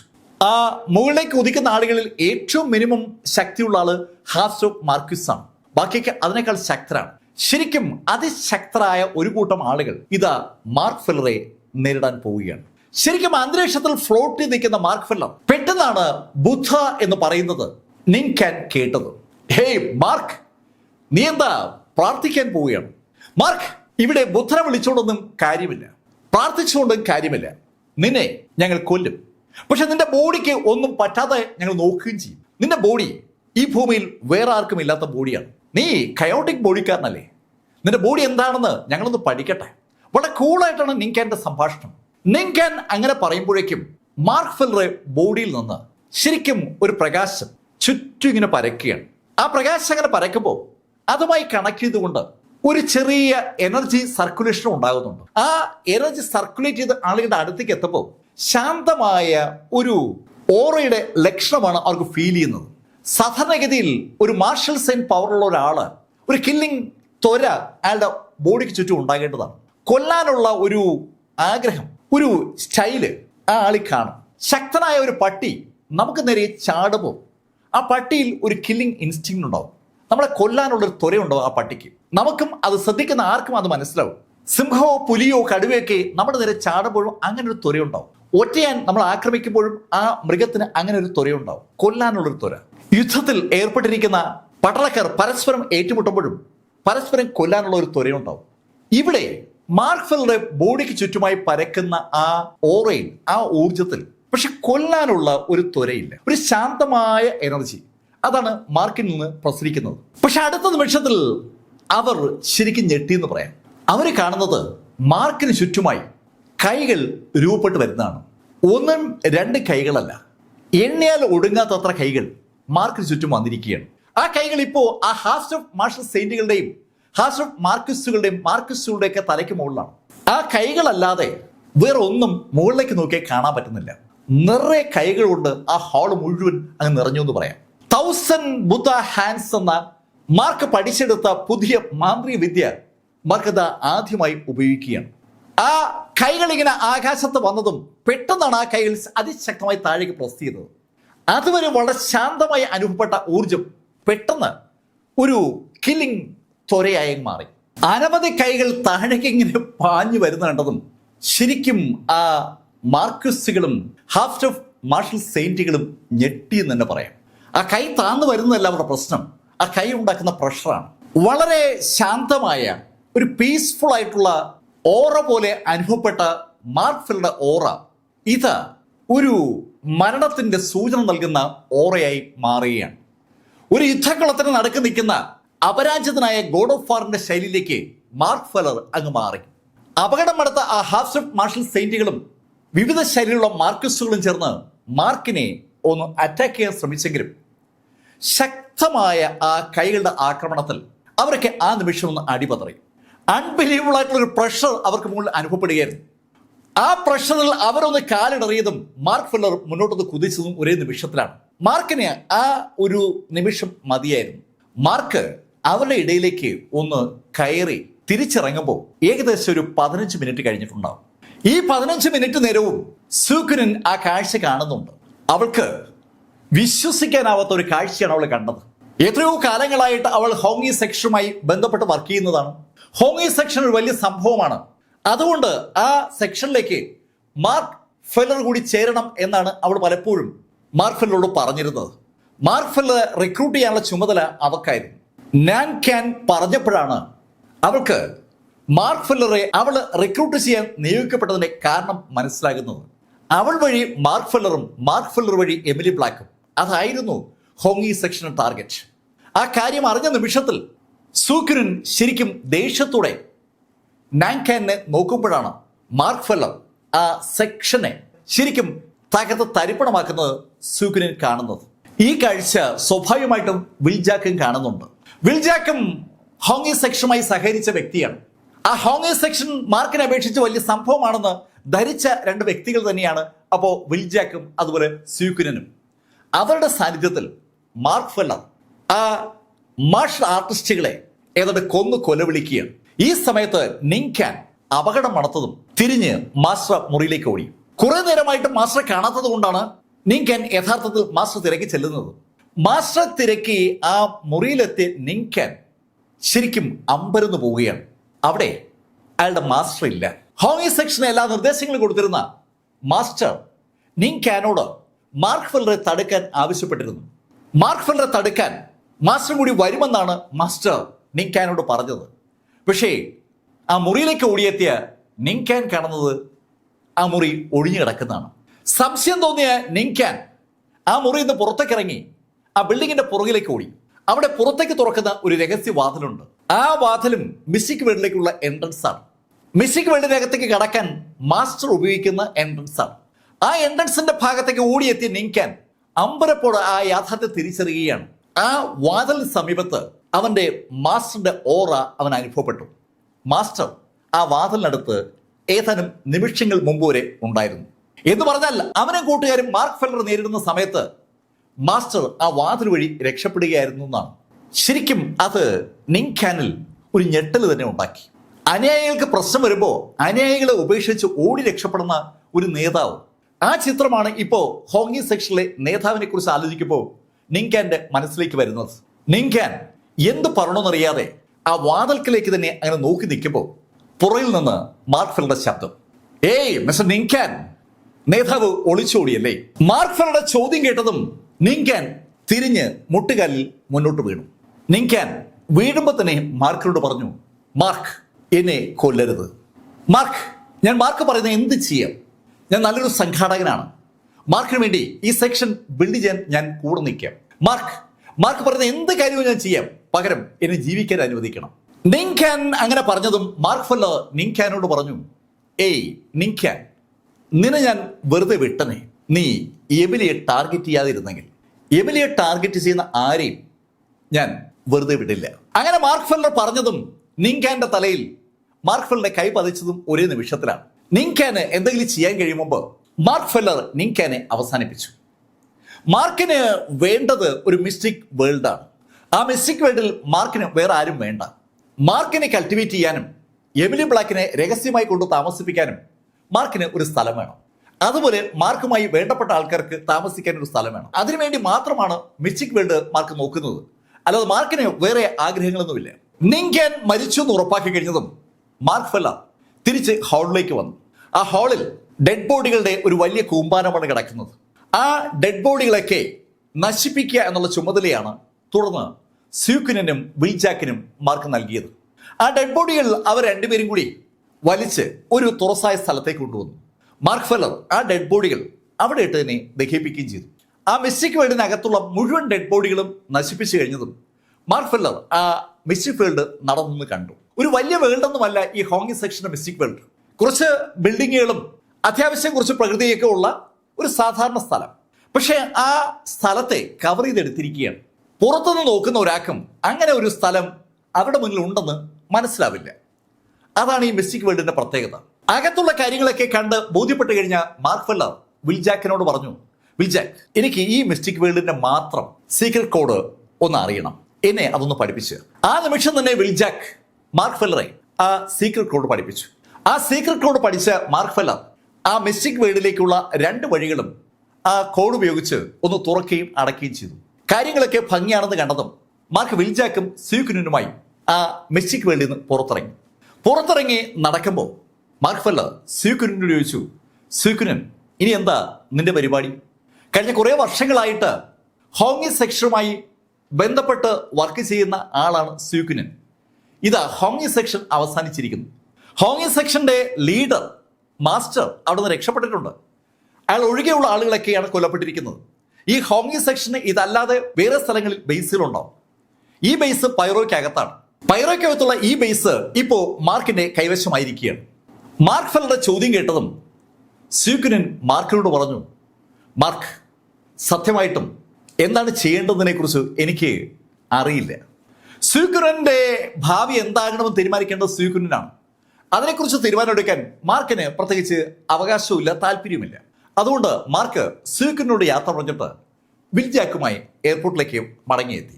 എയർപോർട്ടിൽ വെച്ച് വിൽജാക്കിനോട് മാർക്ക് പറഞ്ഞു, വിൽജാക്ക്, ആവശ്യമുള്ളപ്പോൾ ഞാൻ നിന്നെ കോൺടാക്ട് ചെയ്തോളാം. ഈ നിമിഷം മുതൽ നീ സ്വതന്ത്രനാണ്. അത് കേട്ടതും വിൽജാക്കിന് ശരിക്കും സന്തോഷമായി. മാർക്കിനൊപ്പം ജീവിതകാലം മുഴുവൻ കഴിയേണ്ടി വരുമെന്നാണ് യഥാർത്ഥത്തിൽ വിൽജാക്ക് പേടിച്ചത്. പക്ഷെ അത് വേണ്ട എന്ന് മാർക്ക് പറഞ്ഞപ്പോൾ വിൽജാക്കിന്റെ സന്തോഷം ശരിക്കും വർദ്ധിക്കുകയാണ്. വിൽജാക്ക് മാർക്കിനോട് പറഞ്ഞു, മാർക്ക്, ഞാൻ വാക്ക് തരുന്നു, എപ്പോ എന്നെ കാണണമെന്ന് തോന്നിയാലും എന്നൊന്ന് വിളിച്ചാൽ മതി. മാർക്കിനോട് വിൽജാക്ക് അത് പറയുമ്പോൾ വിൽജാക്ക് അത് ഉദ്ദേശിക്കുന്നുണ്ടെന്ന് അവന്റെ മുഖം വിളിച്ചു പറയുകയാണ്. മാർക്കും വിൽജാക്കും അവിടുന്ന് നേരെ മടങ്ങിയത് ന്യൂ സെലസ്റ്റിലേക്ക് തന്നെയാണ്. ന്യൂ സെലസ്റ്റിൽ എത്തിയതിനു ശേഷം വിൽജാക്കിന് മറ്റെങ്ങോട്ടോ പോകേണ്ടതുണ്ട്. മാർക്ക് ഫെല്ലർ ന്യൂ സെലസ്റ്റിൽ എയർപോർട്ടിൽ എത്തിയതും മാർക്കിന് ഒരു കോള് വന്നു. സാക്ഷാൽ മീശയാണ് മാർക്കിനെ വിളിച്ചത്. എന്താ മീശ? മാർക്ക് പറഞ്ഞതനുസരിച്ച് ഞാനൊരു ടെലിപ്പോർട്ടേഷൻ പ്ലാറ്റ്ഫോം ഉണ്ടാക്കിയായിരുന്നു. ആ പ്ലാറ്റ്ഫോം ഞാൻ ഉപയോഗിച്ച് ഇമോർട്ടൽ സ്ലെയിൻ സെക്ഷനിൽ എത്തുകയും ചെയ്തു. പക്ഷെ മാർക്ക്, ഇവിടെ പ്രശ്നമുണ്ട്. മീശ, എന്താ പ്രശ്നം? മാർക്ക്, നീ ഫ്രീ ആണെങ്കിൽ ഇങ്ങോട്ട് വാ. മീശ വളരെ ധൃതിയിൽ കാര്യം പറഞ്ഞതും മാർക്ക് ഫെല്ലർ അടുത്ത ഫ്ലൈറ്റിൽ ആ ഇമോർട്ടൽ സ്ലെയിൻ സെക്ഷനുള്ള ഭാഗത്തേക്ക് നീങ്ങി. ശരിക്കും അവിടെ ഒരു എയർപോർട്ട് ഉണ്ട്. ആ എയർപോർട്ട് കഴിഞ്ഞ് ഒരു ബോട്ടിലാണ് ആ ദ്വീപിലേക്ക് പോകാൻ. പിറ്റേന്ന് രാവിലെ ഏകദേശം 10 മണിയായപ്പോഴാണ് മാർക്ക് ഫെല്ലറേയും വഹിച്ചുകൊണ്ടുള്ള ബോട്ട് ആ ദ്വീപിലെത്തിയത്. ആ ബോട്ട് അടുക്കുന്ന ബോട്ട് ചെട്ടിയിൽ മീശ കാത്തു നിൽക്കുകയാണ്. മാർക്കിനെ കണ്ട ഉടനെ മീശ മാർക്കിന്റെ അടുത്തേക്ക് വന്നു. മാർക്ക്, വേഗം ബോട്ട് ഒതുക്കിയിട്ട് വാ. ബോട്ട് ഒതുക്കിയിട്ടതിന് ശേഷം മാർക്ക് മീശയ്ക്കൊപ്പം ആ ഇമോർട്ടൽ സ്ലെയിൻ സെക്ഷനിലേക്ക് പോകുന്ന ഭാഗത്തെത്തി കടലിലേക്ക് ജമ്പ് ചെയ്തു. അവർ രണ്ടുപേരും ഇമോർട്ടൽ സ്ലെയിൻ സെക്ഷന്റെ ആ ഗേറ്റിന് സമീപം എത്തുമ്പോൾ മാർക്കിന് വ്യക്തമായും അവിടെ ആ ടെലിപ്പോർട്ടേഷൻ ഒരുക്കിയിരിക്കുന്നത് കാണാം. മാർക്കും മീശയും കൂടി ആ ടെലിപ്പോർട്ടേഷൻ വഴി ഇമോർട്ടൽ സ്ലെയിൻ സെക്ഷൻ അകത്തേക്ക് കടന്നു. ഇമോർട്ടൽ സ്ലെയിൻ സെക്ഷൻ അകത്തേക്ക് കടന്ന ആ നിമിഷത്തിൽ മാർക്ക് ഫെല്ലർ ശരിക്കും സ്തംഭിച്ചു എന്ന് പറയാം. മീശ മാർക്കിന്റെ അഞ്ഞെട്ടൽ പ്രതീക്ഷിച്ചിരുന്നു വ്യക്തം. മീശ നേരത്തെ അവിടെ കയറി നോക്കിയിരുന്നു. മീശ, ഇതെന്താ സംഭവം? മാർക്ക്, അതാ എനിക്ക് മനസ്സിലാവാത്തത്. ഞാൻ ടെലിപ്പോർട്ടേഷൻ ഉണ്ടാക്കിയതിന് ശേഷം വർക്ക് ചെയ്യുമെന്നറിയാൻ ടെലിപ്പോർട്ടേഷൻ പ്രവർത്തിപ്പിച്ച് ഇതിനകത്ത് വന്നിരുന്നു. അപ്പോഴാണ് ഞാൻ ഇതൊക്കെ കണ്ടത്. ആ ഇമോർട്ടൽ സ്ലെയിൻ സെക്ഷൻ അകത്ത് പല സ്ഥലത്തും മണ്ണിളകി കിടക്കുകയാണ്. ശരിക്കും താഴ്ചയുള്ള കുഴികളാണ് അവിടെയെല്ലാം ഉണ്ടായിരിക്കുന്നത്. ആ കുഴികളെ സസൂക്ഷ്മം നിരീക്ഷിച്ച മീശ മാർക്കിനോട് പറഞ്ഞു, മാർക്ക്, എന്റെ ഇത്രയും വർഷത്തെ ആർക്കിയോളജിക്കൽ എക്സ്പീരിയൻസിന്റെ അടിസ്ഥാനത്തിൽ ഞാൻ കണ്ടെത്തിയ കാര്യം മാർക്കിനോട് പറയാം. മാർക്ക്, വരാൻ വേണ്ടിയാണ് ഞാൻ കാത്തിരുന്നത്. മാർക്ക്, ഈ കുഴികളിലെല്ലാം ഡെഡ് ബോഡികൾ ഉണ്ടായിരുന്നു. മീശ എന്താ പറയുന്നത്? ഡെഡ് ബോഡിയോ? അതെ മാർക്ക്, ഈ കുഴികളിൽ ഡെഡ് ബോഡി ഉണ്ടായിരുന്നു. ആ ഡെഡ് ബോഡികൾക്ക് ആരോ ജീവൻ കൊടുത്ത് രക്ഷിച്ചിരിക്കുകയാണ്. മീശ എന്താ പറയുന്നത്? ആ ഡെഡ് ബോഡികൾക്ക് ജീവൻ കൊടുത്തുന്നു? മാർക്ക്, ഞാൻ പറയുന്നത് വാസ്തവമാണ്. മാർക്ക്, ഈ പൊടിയിലേക്ക് നോക്കി. മീശ പറഞ്ഞതനുസരിച്ച് മാർക്ക് അവിടെ വീണ് കിടക്കുന്ന മണ്ണിലും പൊടിയിലേക്ക് നോക്കുമ്പോൾ അവിടെ കാൽപ്പാടുകൾ പതിഞ്ഞു കിടക്കുന്ന കാണാം. ആ കാൽപ്പാടുകളിൽ ഒരു വല്ലാത്ത ഇറഗുലാരിറ്റി ഉണ്ട്. സാധാരണഗതിയിൽ നമ്മൾ മനുഷ്യന്മാർ നടക്കുന്ന ശൈലിയിലല്ല ആ കാലുള്ള ആളുകൾ നടന്നിരിക്കുന്നത്. മീശ ആ കാൽപ്പാടുകൾ നന്നായി പഠിച്ചിട്ടുണ്ട്. ആ കാൽപ്പാടുകൾ നോക്കിയിട്ടാണ് മീശ മാർക്കിനോട് പറഞ്ഞത്, മാർക്ക്, ഇതൊക്കെ ഡെഡ് ബോഡികളുടെ കാൽപ്പാടുകളാണ്. ആരോ ഡെഡ് ബോഡികൾ പുനർജീവിപ്പിച്ചിരിക്കുകയാണ്. മാർക്ക്, നീ ഒരു കാര്യം ശ്രദ്ധിക്കണം. എൻ്റെ ഇത്രയും വർഷത്തെ എക്സ്പീരിയൻസ് കൊണ്ട്, എൻ്റെ അറിവുകൊണ്ട് എനിക്ക് പരമാവധി 2 ഡെഡ് ബോഡിയെ പുനർജീവിപ്പിക്കാനേ കഴിയൂ. പക്ഷെ ഇവിടെ എന്നേക്കാൾ ശക്തനായ അറിവുള്ള ആരോ ഒരാൾ ഇടപെട്ടിരിക്കുകയാണ്. അയാൾ ഒരുപാട് ഡെഡ് ബോഡികൾ പുനർജീവിപ്പിച്ചിരിക്കുകയാണ്. മാർക്ക് മീശ പറയുന്നത് കേട്ട് ശരിക്കും ഞെട്ടി നിൽക്കുകയാണ്. മീശ പുനർജീവിപ്പിച്ച ആ 2 ഡെഡ് ബോഡികളുടെ ശക്തി എന്താണെന്ന് മാർക്കിന് നന്നായിട്ട് അറിയാം. ആ ഡെഡ് ബോഡികളെ നിയന്ത്രിക്കാൻ മാർക്കിന് പറ്റിയിരുന്നുവെങ്കിൽ ശരിക്കും 2 മോൺസ്റ്റേഴ്സിനെ നിയന്ത്രിക്കുന്ന ആളായി മാർക്ക് മാറിയനെ. ആ 2 ചെകുത്തന്മാരെ ഉപയോഗിച്ച് മാർക്കിന് എന്തും പറ്റുമായിരുന്നു. ഇപ്പോ 2 പകരം അനവധി ഡെഡ് ബോഡികളെ ആരോ ഒരാൾ നിയന്ത്രിക്കുകയാണ്. മീശ ആ കാര്യങ്ങളൊന്നും വെറുതെ പറയുന്നല്ല എന്ന് വ്യക്തമാണ്. മാർക്കിന് തന്നെ കാണാം അവിടെ കുഴികൾ എടുത്തിട്ടിരിക്കുന്നത്. മീശ, എന്താ ഇതിൻ്റെയൊക്കെ അർത്ഥം? മാർക്ക്, എനിക്കും അറിയത്തില്ല. ഈ ഡെഡ് ബോഡികൾ ഇവിടുന്ന് പുറത്തെടുത്ത ആൾ ശരിക്കും ശക്തനാണ്. അയാളുടെ ഡെഡ് ബോഡികളെ നടത്തിയ കൊണ്ടുപോയിരിക്കുന്നത് എന്ന് പറഞ്ഞാൽ ആ ഡെഡ് ബോഡികൾക്ക് അയാൾ ജീവൻ കൊടുത്തുന്നാണ്. അങ്ങനെ ആ ഡെഡ് ബോഡികൾക്ക് ജീവൻ കൊടുക്കാൻ കഴിയുന്ന ആൾക്ക് അവയുപയോഗിച്ച് എന്തും ചെയ്യാം. ഈ ഭൂമി കീഴടക്കാൻ അയാൾക്ക് ആരുടെയും സഹായം വേണ്ട. അയാൾക്ക് ആ ഡെഡ് ബോഡികൾ മാത്രം മതി. മീശ വളരെ വ്യക്തമായി കാര്യങ്ങൾ അനലൈസ് ചെയ്തതിനു ശേഷമാണ് മാർക്കിനോട് ഈ കാര്യങ്ങൾ പറഞ്ഞത്. മീശ പറയുന്ന കാര്യങ്ങൾ കേട്ട് കിളി പോയതുപോലെയായി മാർക്ക് ഫെല്ലർ മീശയോട് പറഞ്ഞു, മീശ, നമുക്കെന്തായാലും പുറത്തു പോവാം. ആ ഇമോർട്ടൽ സ്ലെയിൻ സെക്ഷനകത്ത് ഇനി അധിക നേരം നിൽക്കുന്നത് ശരിയല്ല എന്നൊരു തോന്നൽ മാർക്കിനുണ്ടായതും മാർക്ക് മീശയോട് അങ്ങനെ പറഞ്ഞു. മീശയും മാർക്കും കൂടി പുറത്തെത്തി. ഇമോർട്ടൽ സ്ലേയിങ് സെക്ഷൻ അകത്ത് നിന്ന് മാർക്കും മീശയും കൂടി പുറത്തെത്തുമ്പോൾ മീശ മാർക്കിനോട് പറഞ്ഞു, മാർക്ക്, ഒരു പ്രശ്നമുണ്ടായി. ഞാൻ ധൃതിയിൽ ഉണ്ടാക്കിയെടുത്ത ടെലിപ്പോർട്ടേഷനാണ്. അതുകൊണ്ട് തന്നെ ഈ ടെലിപ്പോർട്ടേഷൻ എനിക്ക് ഒളിപ്പിക്കാനൊന്നും പറ്റിയില്ല. ഇവിടെ ആര് വന്നാലും ഈ ടെലിപ്പോർട്ടേഷൻ കാണും. മീശ അത് പറഞ്ഞതും മാർക്ക് മീശയോട് പറഞ്ഞു, അതെന്തായാലും നന്നായി. മാർക്ക്, നീ എന്തായി പറയുന്നത്? നീ ഇതിനകത്ത് ഒളിച്ചു താമസിക്കുകയാണെന്നുള്ള കാര്യം വരുന്ന ആൾക്കാർക്ക് പിടിയിട്ടില്ലേ? മീശ, അതാണ് വേണ്ടത്. ഞാൻ ഇതിനകത്ത് ഒളിച്ചു താമസിക്കുകയാണെന്ന് ആളുകൾക്ക് ധാരണ ഉണ്ടാകണം. മാർക്ക്, നീ പറഞ്ഞു വരുന്നത് എനിക്കോട്ട് മനസ്സിലായില്ല. മീശ, ഞാനിവിടെ താമസിക്കുന്നൊന്നുമില്ല. ഞാൻ വേറെ മിസ്റ്റിക് വേൾഡ് ശരിയാക്കിയിട്ടുണ്ട്. മാർക്ക്, നീ മിസ്റ്റിക് വേൾഡ് സംഘടിപ്പിച്ചു? അതെ മീശ, ഞാൻ ഒന്ന് സംഘടിപ്പിച്ചു. ഓഹോ, എന്നിട്ടാണോ നീ ഇവിടെ പ്ലാറ്റ്ഫോം ഉണ്ടാക്കിപ്പിച്ചത്? എനിക്ക് മനസ്സിലായി. നിനക്ക് ആരെയൊക്കെയോ പറ്റിക്കാൻ ഉദ്ദേശമുണ്ട്. മാർക്കിന്റെ മാർഷൽ സെയിന്റ് പവർ തീരുമ്പോ സ്വാഭാവികമായും മാർക്കിനെ നോട്ടമിട്ടിരിക്കുന്ന ആളുകൾ മാർക്കിനെ നോക്കിയിറങ്ങും. ഇപ്പോ എമിലി ബ്ലാക്കിനെ പോലും ആളുകൾ വെറുതെ വിട്ടിരിക്കുന്നത് മാർക്കിന്റെ ആ മാർഷൽ സെയിന്റ് പവറിനെ പേടിയുള്ളത് കൊണ്ടാണ്. ഏകദേശം 3 ആഴ്ച കൂടിയേ മാക്സിമം മാർക്കിന്റെ ബോഡിയിൽ ആ മാർഷൽ സെയിന്റ് പവർ ഉണ്ടാവും. അത് കഴിഞ്ഞാൽ മാർക്ക് ഒരു സാധാരണ യോദ്ധാവായി മാറും. ഒരു ലൈറ്റ് ലെവൽ മാർക്യൂസായി മാറും. ആ ലൈറ്റ് ലെവൽ മാർക്യൂസിനെ കൊല്ലാൻ ഹാഫ് സ്റ്റെഫ് മാർഷൽ സെയിന്റുകൾക്കും പീക്ക് ലെവൽ മാർക്യൂസുകൾക്കും പറ്റും. അല്ലെങ്കിൽ മാർഷൽ സെയിന്റ് വെപ്പണുള്ള ആളുകൾക്ക് പറ്റും. ആ കാര്യം അറിയാവുന്ന മാർക്ക് എമിലിയും കൊണ്ട് എവിടെയെങ്കിലും ഒളിക്കും. മാർക്ക് എമിലിയും കൊണ്ട് എവിടെയാണ് ഒളിക്കണമെന്ന് അറിയാനായി ആളുകൾ സകല സ്ഥലവും പരിശോധിക്കും. അങ്ങനെ പരിശോധിക്കുമ്പോൾ അവരൊക്കെ എത്തിച്ചേരാൻ സാധ്യതയുള്ള ഒരു സ്ഥലം ഈ ഇമോർട്ടൽ സ്ലേയിങ് സെക്ഷനാണ്. മാർക്ക് ഏകദേശം ഒരു 6 മാസത്തോളം ആ സെക്ഷനകത്ത് ഉണ്ടായിരുന്ന കാര്യം അവർക്ക് എല്ലാവർക്കും അറിയാം. അതുകൊണ്ട് തന്നെ മാർക്ക് ഉറപ്പായും ഒളിവിൽ കഴിയാൻ വേണ്ടി അവിടേക്ക് വരുമെന്ന് ഉറപ്പാക്കുന്ന ആളുകൾ സകലരും അവിടേക്ക് വരും. അവർ ആ ടെലിപ്പോർട്ടേഷൻ കാണണം. ടെലിപ്പോർട്ടേഷൻ കാണുന്ന അവർ ടെലിപ്പോർട്ടേഷൻ വഴി അകത്ത് കടക്കുകയും വേണം. ഇതാണ് മാർക്കിന്റെ ടാർഗറ്റ്. മാർക്ക് കാര്യങ്ങൾ വിശദമാക്കിയതും മാർക്ക് മീശയും കൂടി ആ ദ്വീപിന്റെ മുകളിലെത്തി. മീശ മാർക്കിനോട് ചോദിച്ചു, മാർക്ക്, ഇനി എന്താ പരിപാടി? മീശ, ഞാൻ കുറച്ച് റിസോഴ്സസ് കണ്ടുപിടിക്കാനുള്ള ശ്രമത്തിലാണ്. എനിക്ക് 2 റിസോഴ്സസും വേണം. സ്പിരിച്വൽ എനർജിയും വേണം, ഡാർക്ക് എനർജിയും വേണം. മീശ, ഡാർക്ക് എനർജി കണ്ടുപിടിക്കാൻ എന്നെ മീശ സഹായിക്കണം. മാർക്ക്, നീ പറയുന്ന അത്ര എളുപ്പമല്ല ഈ ഡാർക്ക് എനർജി കണ്ടുപിടിക്കുക എന്നുള്ളത്. സ്പിരിച്വൽ എനർജി കണ്ടുപിടിക്കാനും പാടാണ്. സ്പിരിച്വൽ എനർജി എവിടെ ഉണ്ടെങ്കിലും മാർഷൽ ആർട്ടിസ്റ്റുകൾ അത് സ്വന്തമാക്കും. അതുകൊണ്ട് സ്പിരിച്വൽ എനർജി കണ്ടുപിടിക്കുക എന്ന് പറഞ്ഞാൽ നടക്കുന്ന കേസല്ല. സ്പിരിച്വൽ എനർജിയേക്കാൾ എളുപ്പം ഡാർക്ക് എനർജിയാണ്. ഡാർക്ക് എനർജി ഉണ്ടാകാൻ സാധ്യതയുള്ളത് മിക്കവാറും ബാറ്റിൽ ഫീൽഡുകളിലാണ്. ആയിരക്കണക്കിന് 10,000-കണക്കിന് ആളുകൾ കൊല്ലപ്പെട്ട ഫീൽഡുകളിൽ ഒരു ഡാർക്ക് എനർജി ഉണ്ടാവും. ആ ഡാർക്ക് എനർജിയാണ് നമ്മൾ ടാർഗറ്റ് ചെയ്യേണ്ടത്. പക്ഷെ അവിടെയൊന്നും ഇപ്പോൾ കടക്കാൻ പറ്റില്ല. അതൊക്കെ ആരുടെയെങ്കിലുമൊക്കെ അധീനതയിലായിരിക്കും. അങ്ങനെ മീശ പറഞ്ഞതും മാർക്ക് മീശയോട് പറഞ്ഞു, മീശ, എത്രയും പെട്ടെന്ന് എനിക്ക് ഡാർക്ക് എനർജി കിട്ടിയേ പറ്റൂ. അല്ലെങ്കിൽ എന്നെ ടാർഗറ്റ് ചെയ്യുന്ന ആളുകളിൽ നിന്ന് രക്ഷപ്പെടാൻ എനിക്ക് പാടായിരിക്കും. മാർക്ക് ഫെല്ലർ ഫേസ് ചെയ്യാൻ പോകുന്ന അപകടത്തെക്കുറിച്ച് മീശയ്ക്ക് ശരിക്കും ധാരണയുണ്ട്.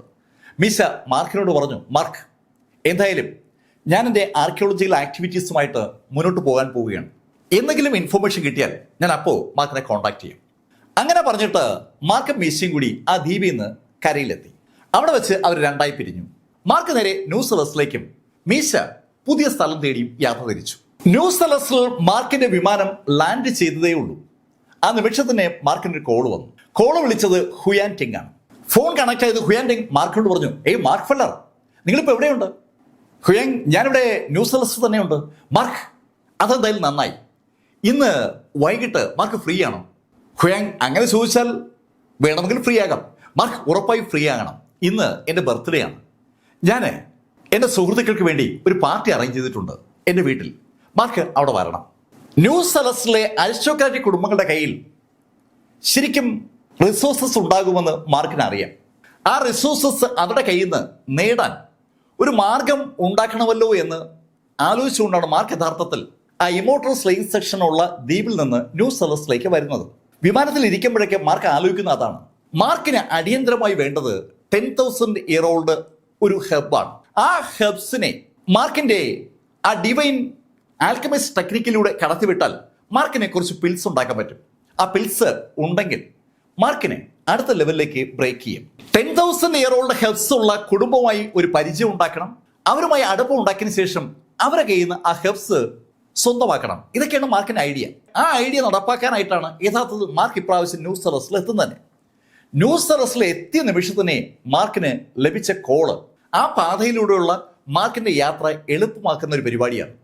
ഹുയാങ് ടെങ്ങിന്റെ സംഭാഷണത്തിൽ നിന്ന് ഒരു കാര്യം വ്യക്തമാണ്, അയാള് പ്രമുഖരായ ഒരുപാട് ആളുകളെ വിളിച്ചിരിക്കാൻ സാധ്യതയുണ്ട്. മാർക്ക് അന്ന് വൈകുന്നേരം ഹുയാങ് ടെങ്ങിന്റെ വീട്ടിലെത്തി.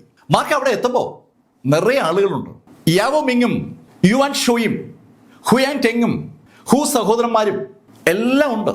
കോങ് യാനിക്കും യാവോ മിങ്ങോട് സംസാരിച്ചുകൊണ്ടിരിക്കുമ്പോഴാണ് മാർക്ക് ഫെല്ലർ അകത്തേക്ക് വരുന്നത്.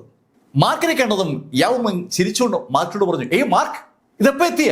മാർക്കിനെ വീണ്ടും കണ്ടതിന്റെ സന്തോഷം യാവോ മിങ്ങിന്റെ മുഖത്തുണ്ട്. ഇതിനു മുമ്പ് യാവോ മിങ്ങും മാർക്കും കൂടി കണ്ടപ്പോ മാർക്ക് ലേശം മുഷിഞ്ഞ യാവോട് സംസാരിച്ചത്. എമിലി ബ്ലാക്കിന്റെ ബ്ലഡ് ലൈൻ സ്വന്തമാക്കാൻ യാവോയ്ക്കും താല്പര്യമുണ്ടോ എന്നൊരു സംശയം അന്ന് മാർക്ക് ഉന്നയിച്ചിരുന്നു. മാർക്ക് അങ്ങനെ സംശയം ഉന്നയിച്ചപ്പോൾ യാവോ ശരിക്ക് ഒന്ന് അസ്വസ്ഥയായിരുന്നു. മാർക്കിനെ അതിനുശേഷം യാവോ കാണുന്നത് ഇന്നാണ്. യാവോ മാർക്കിന്റെ അടുത്തേക്ക് എത്തി മാർക്കിനോട് ഒരു സ്നേഹം പ്രകടിപ്പിക്കുകയാണ്. യാവോയും മാർക്കിനോട് സംസാരിക്കുന്നുണ്ടതും കോങ്ങും ബാക്കിയുള്ള ആളുകളൊക്കെ എത്തി. ഒരുപാട് ആളുകളുണ്ട്. മാർഷൽ ആർട്ടിസ്റ്റുകളായിട്ടുള്ള അരിസ്റ്റോക്രാറ്റിക് കുടുംബങ്ങളിലെ ചെറുപ്പക്കാരെ മാത്രമല്ല ഹുയാങ് ടെങ് ഇൻവൈറ്റ് ചെയ്തിരിക്കുന്നത്. ഈ ന്യൂ സെലസ്റ്റിലെ വൻ വ്യവസായികളുടെ മക്കളെയും വൻ കോർപ്പറേറ്റുകളുടെ മക്കളെയും രാഷ്ട്രീയ നേതൃത്വങ്ങളിലുള്ള ചെറുപ്പക്കാരെയും ആർമിയുമായി ബന്ധപ്പെട്ട ചെറുപ്പക്കാരെയൊക്കെ ഹുയാങ് ടെങ് ഇൻവൈറ്റ് ചെയ്തിട്ടുണ്ട്. ശരിക്കും ഒരു എലൈറ്റ് കാറ്റഗറി ആളുകളാണ് അന്ന് അവിടെ ഉള്ളത്. മാർക്ക് ഫെല്ലർക്ക് ആകെ പരിചയമുള്ളത് ഈ മാർഷൽ ആർട്സുമായി ബന്ധപ്പെട്ട ചെറുപ്പക്കാരെയാണ്. അതല്ലാതെയും കുറെ ചെറുപ്പക്കാർ ഈ രാജ്യതലസ്ഥാനത്ത് കൊള്ളാവുന്ന ആളുകളായി ഉണ്ടെന്ന് മാർക്കിന് തോന്നുന്നത് ഈ നിമിഷത്തിലാണ്. ശരിക്കും ഒരു യങ്ങർ ജനറേഷന്റെ ഒരു വലിയ കൂട്ടായ്മയാണ് അവിടെ എന്ന് പറയാം.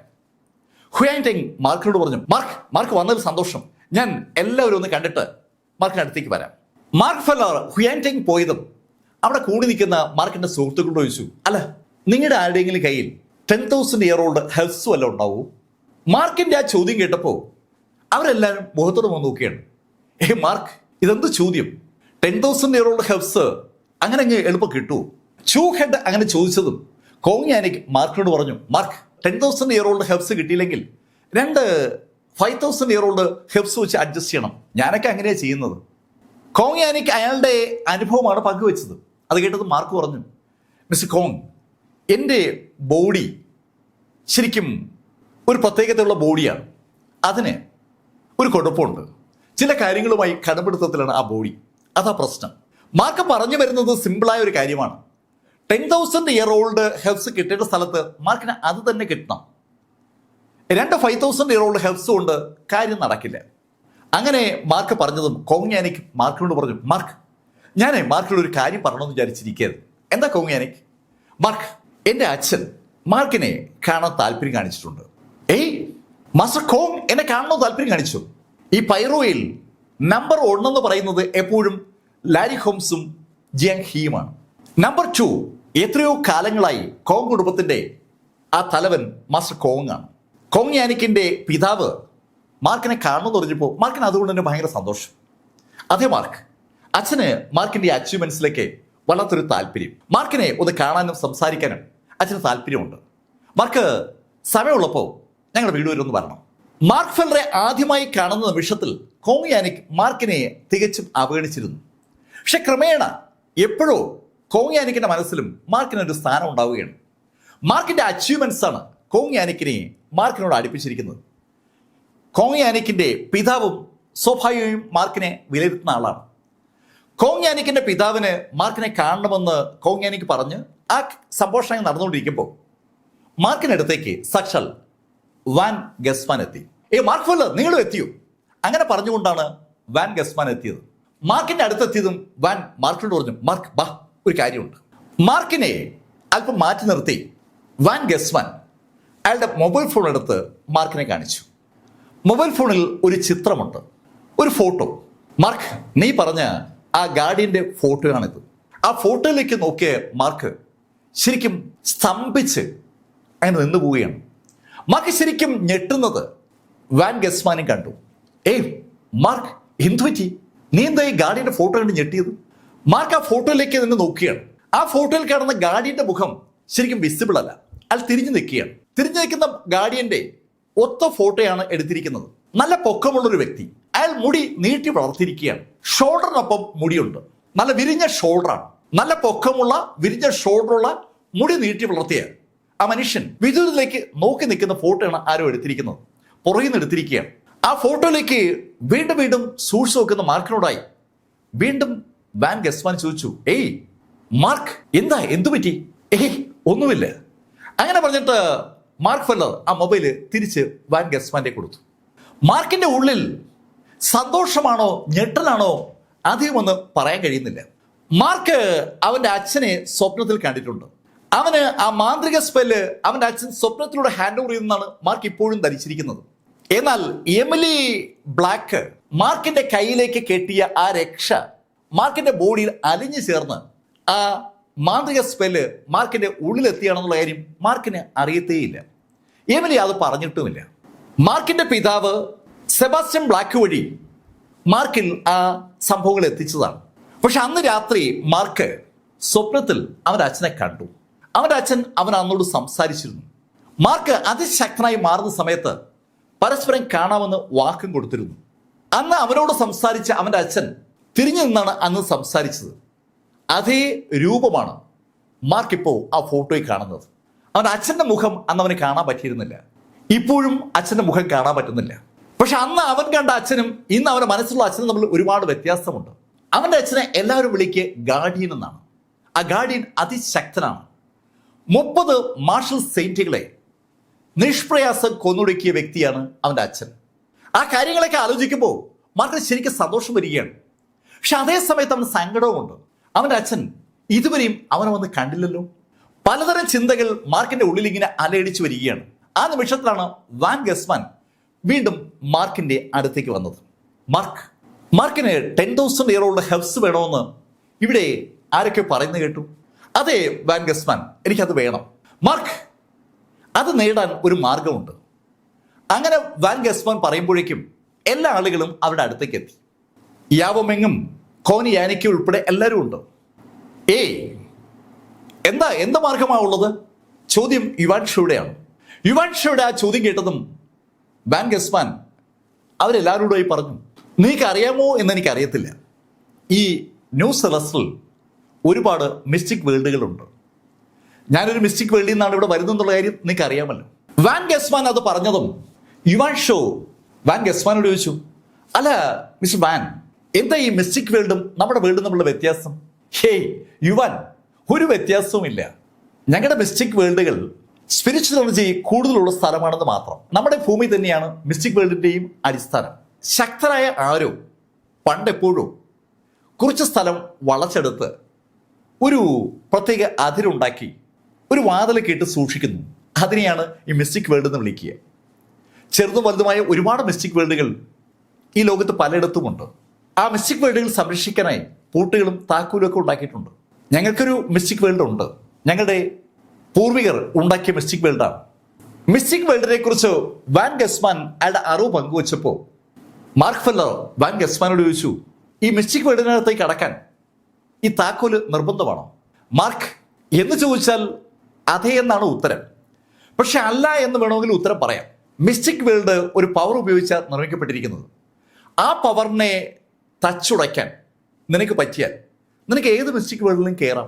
മാർഷൽ സെയിന്റിന്റെ തൊട്ട് മുകളിലുള്ള ലെവലുകാരോ അല്ലെങ്കിൽ മാർഷൽ സെയിന്റുകാരോ ആണ് ഈ മിസ്റ്റിക് വേൾഡ് സൃഷ്ടിച്ചിരിക്കുന്നത്.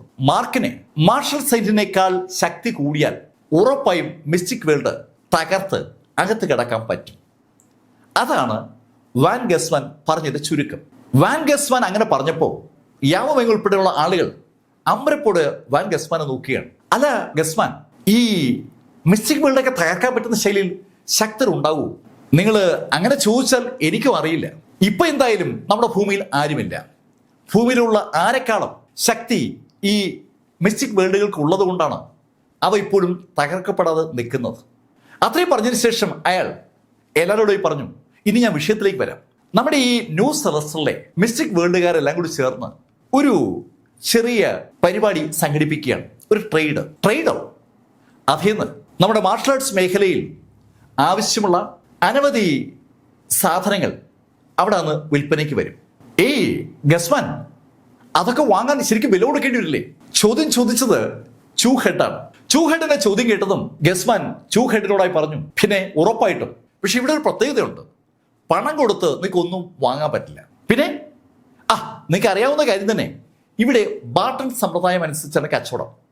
നിങ്ങൾക്ക് എന്തെങ്കിലും സാധനം ഉണ്ടെങ്കിൽ കൊണ്ടുവരാം, ആ സാധനം കൈമാറ്റം ചെയ്ത് വേറെ സാധനം വാങ്ങാം. നിങ്ങൾ കൊണ്ടുവരുന്ന സാധനം ആർക്കെങ്കിലും ഇഷ്ടപ്പെട്ടാലേ അത് നടക്കത്തുള്ളൂ.